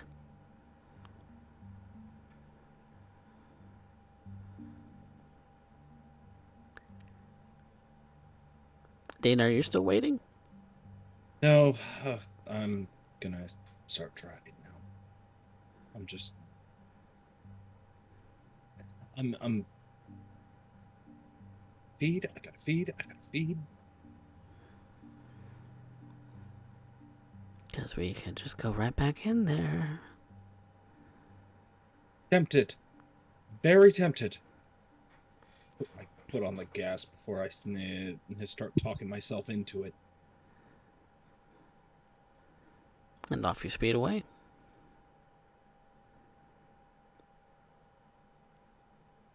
And I believe that is where we're going to leave things for tonight. The coterie, having had a few little shakes during Elysium, and thankfully interacted with some very important mortals to Malice. I'm sure Malice has a lot of explaining to do, but that'll be dealt with next time. For now, you all are done for tonight. Woo! Thank you guys so much for playing. You guys are great. Poor Dana is so hungry. Dana's very hungry. She's hangy. She's very hangy. So, I do appreciate my players for coming and sitting at my table and doing the things. I appreciate you. I'm not gonna lie. Rodney is like an inch away from offering Dana a bite. A Yeah, Lamau. Get the taste out of that out of your mouth. Well, the purpose of it would be to give her that option of taking stuff like potency and obfuscate, which I think Dana would put really, really good use to, because he knows that that's an option now, because Agatha told him about that. Mm-hmm. Well, yeah. Thank you, players, for playing. But yeah, I believe we can get a poll started for the audience experience, but we don't have any stains to take care of. So we can deliberate about experience. So everybody gets one for showing up today. You're welcome. Yay. Thank The you, only SE. reason we don't have stains is because of Derek Dice. Well, be grateful for small things. But we deliberate over some roleplay elements, much like Derek puts us to in his Edmonton games. And so the question is, who moved our plot? I want to say Malice. I'll give it to Malice. Yeah. Malice it is, then. Okay. Who had the best scene? Dana. Dana Dana. ripping into Dana. worst genist. Oh. That scene had me wheezing the entire time. Man, that scene was so good. It was so hard because I'm like, okay, I gotta play court. I gotta be cordial. I gotta play off the elements. I gotta figure out the angles. And for almost a straight 10 minutes before that interaction happened, everybody's like, yeah, Dana's gonna tear him into one. Dana's going to destroy him. Dana's going to end up ripping into him for tons of content. This is gonna be amazing. And my brain's going, okay, do I continue to end up playing Dana with this, little bit of sass in court, or do I go, no, Dana's going to suddenly end up putting in her contention to be the next Harpy? Look, as far as I'm concerned, it fit beautifully, simply because prior to that, Dana was in such a position and her head was all over the place from last session. Oh, yeah. And then have a group of Nosferatu walk up to her and, like, Levi with the way that he approaches things, it was bound to happen. There was no way Dana he was gonna not. be nice. Oh, yeah, Dana, well, she just lost Fred, and Oh yeah, turned into it made cluster, so much sense that she was and- just fucking mad. Yeah, it's like, okay, somebody gonna get it. Somebody. And it's, yeah. I did not realize that Black Wolf was here. Hi, Black Wolf. Thank you so much for putting the poll up because I was doing it very slow. But yes, get your audience vote in for who's the favorite today. Who had our best line? Can I throw Rodney in there with, I warned him? I did warn him. Can I throw Atlas in there for him? I like shoes. I like shoes. Rodney is absolutely going to find him an old boot that has lost its mate. Oh.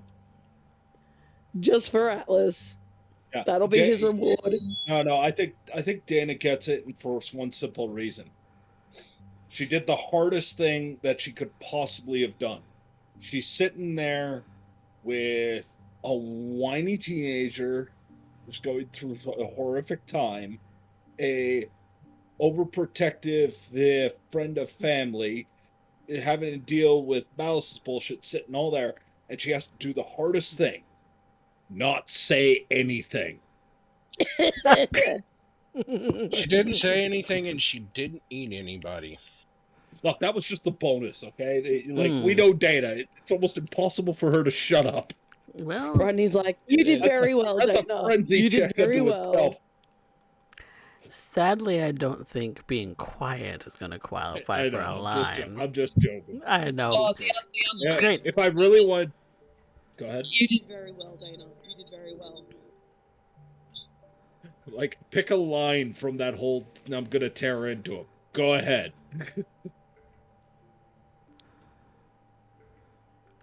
So it's Dana who gets the line for the multitude? No, I'm gonna give... my vote's gonna go to Rodney. I'm gonna be kind about this. Aw. Yeah, I can see Rodney. That's I Rodney. warned him. How I warned him. Rodney Wonderful. giving Dana all that hype. Wonderful, wonderful. You guys are great. It's the poll is taking off. It's halfway done, so get your votes in, guys. We're still deliberating over viewer experience for the evening. But yeah, how did you guys like the session? Yes. yeah. Not what I expected, but I may have touched some nerves, but I'm hoping. Very much Malice so. is getting some plot. very much so.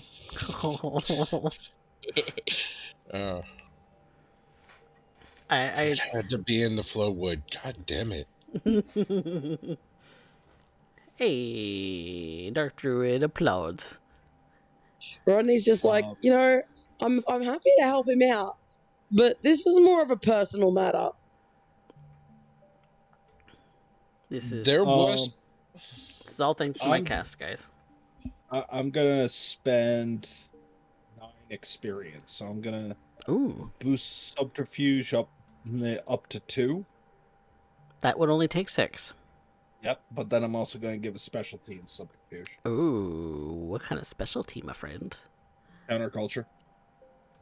So whenever I'm dealing with somebody who is either a punk or anti-establishment or anarch. Oh, like versus counterculture? Yeah. Okay. So anybody involved in that. Okay. She knows how to spin it. She knows how to talk the talk. She knows how to end up playing to it. Okay. And versus the scene counterculture. Okay. Yeah, it also pairs with her specialty counterculture when it comes to persuasion. It's just what she knows best. So. Right. Yeah. And also helps because that's going to help with the feeding roll. And dear God, apparently I need a 20 dice pool to get 3 successes. Yep. 3 sexes. 3 sexes. 3 sexes. No, that's never happening.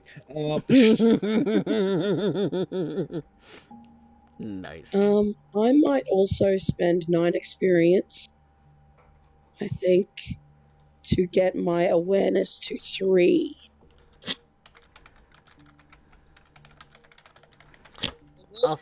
Also, freaky. It doesn't matter when you came in to the show.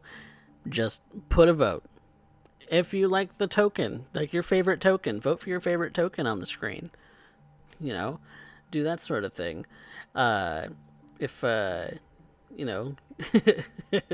Maybe sacrifice your favorite anything 20. for any reason. Exactly. You vote. Favorite clan, favorite token, favorite whatever you want, whatever you decide. If you liked the particular scene that you ran into, then please do so. And for those of you who are not aware and haven't actually caught up on some of the episodes, you can on YouTube, because I do have a YouTube channel where you can do exactly that. And I will be posting all of War in the Soul City, any future chronicles, even future D&D sessions. Those are all going up on my YouTube channel, and so that you guys can watch the VODs for free, because I'm not gonna lock them behind any kind of like subscription, because that's stupid. So, but definitely give that a subscribe, because I sometimes forget to actually unprivate them, but they're always all there. I promise they'll eventually get sent to your feeds. But yeah, looks like the poll's winding down here a little bit. But yeah, what did you guys think? Did I step I on? think I loved it. I got cat hair all over my face because of the mercy, and I can't get it off every time. I'm like, it itches. It Oh, itches. It itches so much. It's it's so I much. You can't need a stop touching lint my roller face for your because of it. face. Yes, effectively. Mm. Well, I certainly didn't expect that, but yeah. I had a plan to do something I to Malice. oh, and you did, just not what I thought was your planning. Thank you so much, Radagast, for the subscribe on YouTube. Yes, do all the things because I don't do enough self promotion, so do all the things. Uh, but yeah, I hope I didn't step on too many toes, and we'll probably do a little bit more debrief after the show. But um, uh, I hope you enjoyed, and will continue to enjoy until the end of this chronicle because I foresee it ending in relatively soon when it comes to the number of sessions. It's only a couple sessions away before we close up this Yes. campaign and move on to the next one, Right. which we can do a little bit of discussion while Paul's finishing up. Uh, since I didn't really get much of a reaction from you guys. Dana, you get the audience vote. Yay! Woo. They love me, They or love at you. least tolerate me. Yes. They really tolerate me. It's by a landslide. Oh, jeez. Yeah. It's because Somebody of your must have been balls. around for that little bit of a discussion, or wait. Was it Volvo that was doing the voting? Raven contributed bits and 2,000 channel points Ooh. to get Dana on number 1 spot. So I was expecting it to be Volvo. It's like Or I'm gonna give toward that. all these channel points because waifu. or toward that, towards getting Dana on the top spot. Thank you. Thank you so much, Raven, for your contribution to bits. We appreciate that too. But there's a Volvo, lurking bitch. But yeah, the next setting depends on kind of whether you guys want to play Anarch or Camarilla. And Mojo, you've kind of put in a preference towards Anarch, correct? Yes. And Derek, you were kind of doing a preference. I lean towards Anarch, but I am just as happy to end up doing. That's all I'm asking for. Is your preference? But I think Anarch can work better for the character. Mm-hmm. I'm still trying to rack my brain on how to stat the character. I got a better understanding of them and all that. Mm-hmm, I love the image. I love the iconography, but I love her. I love her look so far. If you guys haven't seen any of Derek's images of the upcoming character, Yvette LaCroix. She is a feisty bodyguard kind of type, where she's essentially looks like a Metro Heavy. So get to doing that. Mox, do you have a preference towards sect? Yeah, not really. My preference, because my character's basically going to be a neutral party, I think. Mm. I'm kind of. So the character that I want to make is kind of. She's a Malk, but she's been attached to the Hecata. Mm. So, yeah, it works for her either way. Okay. So Malk with the Hecata influence background kind of thing. Okay. Yeah. And Mother, what's your preference on the docket? I've kind of done the Camarilla thing on this. Mm. I haven't really Oh, done a true Anarch game. you haven't played an Anarch game with us before. No. Honestly, I haven't. I played like a ex Anarch on this one, so I haven't played a true Camarilla diehard either. But I'm Virgil kind of. counts. Oh, that's true. I guess I'm kind of leaning towards Anarch with the rest of them. Okay. It's Then it makes sense for the character. the Anarch options for cities would be to be a small group of Anarchs in a Camarilla city like Houston, be in an Anarch run city like Austin, or revisit San Antonio. If I want to do it in another Texas city.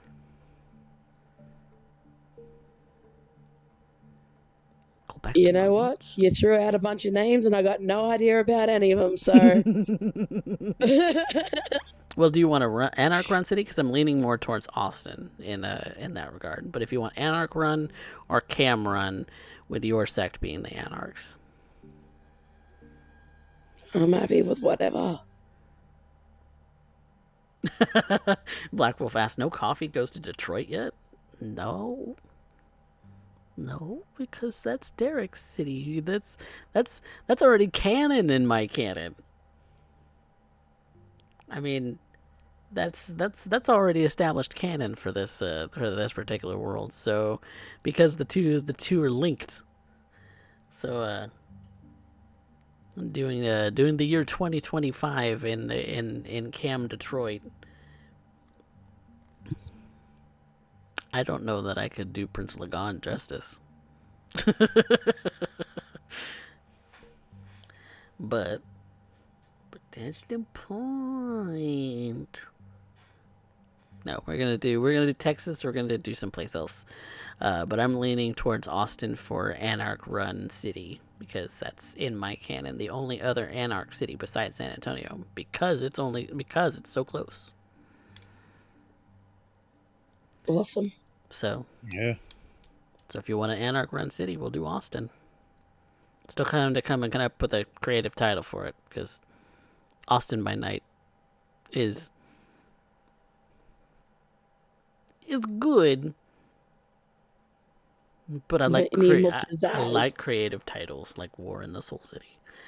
But yeah, that's what we're gonna do in the near future. So, hope you all. Yep, year 2025.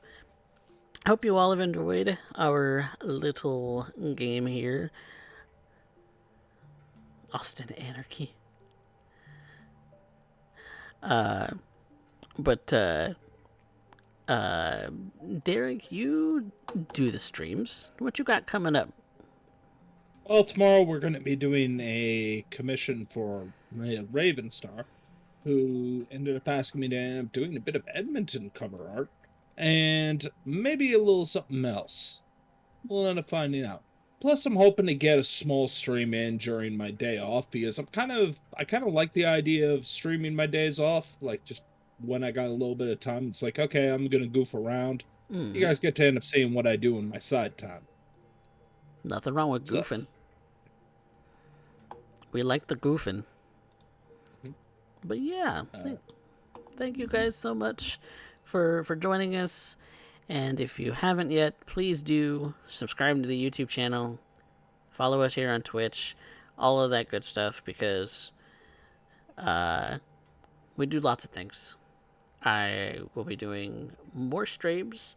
I am doing session 0 of Rebirth, a D&D tale, tomorrow at 7 p.m. Central, where we will be delving into the world of Zuviwow, the setting that Maddie Morgs at the Hero Zone started.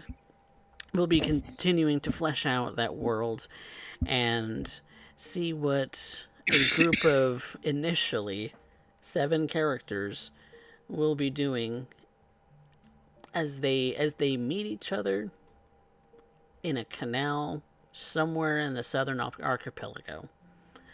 But join us for session 0 of that tomorrow.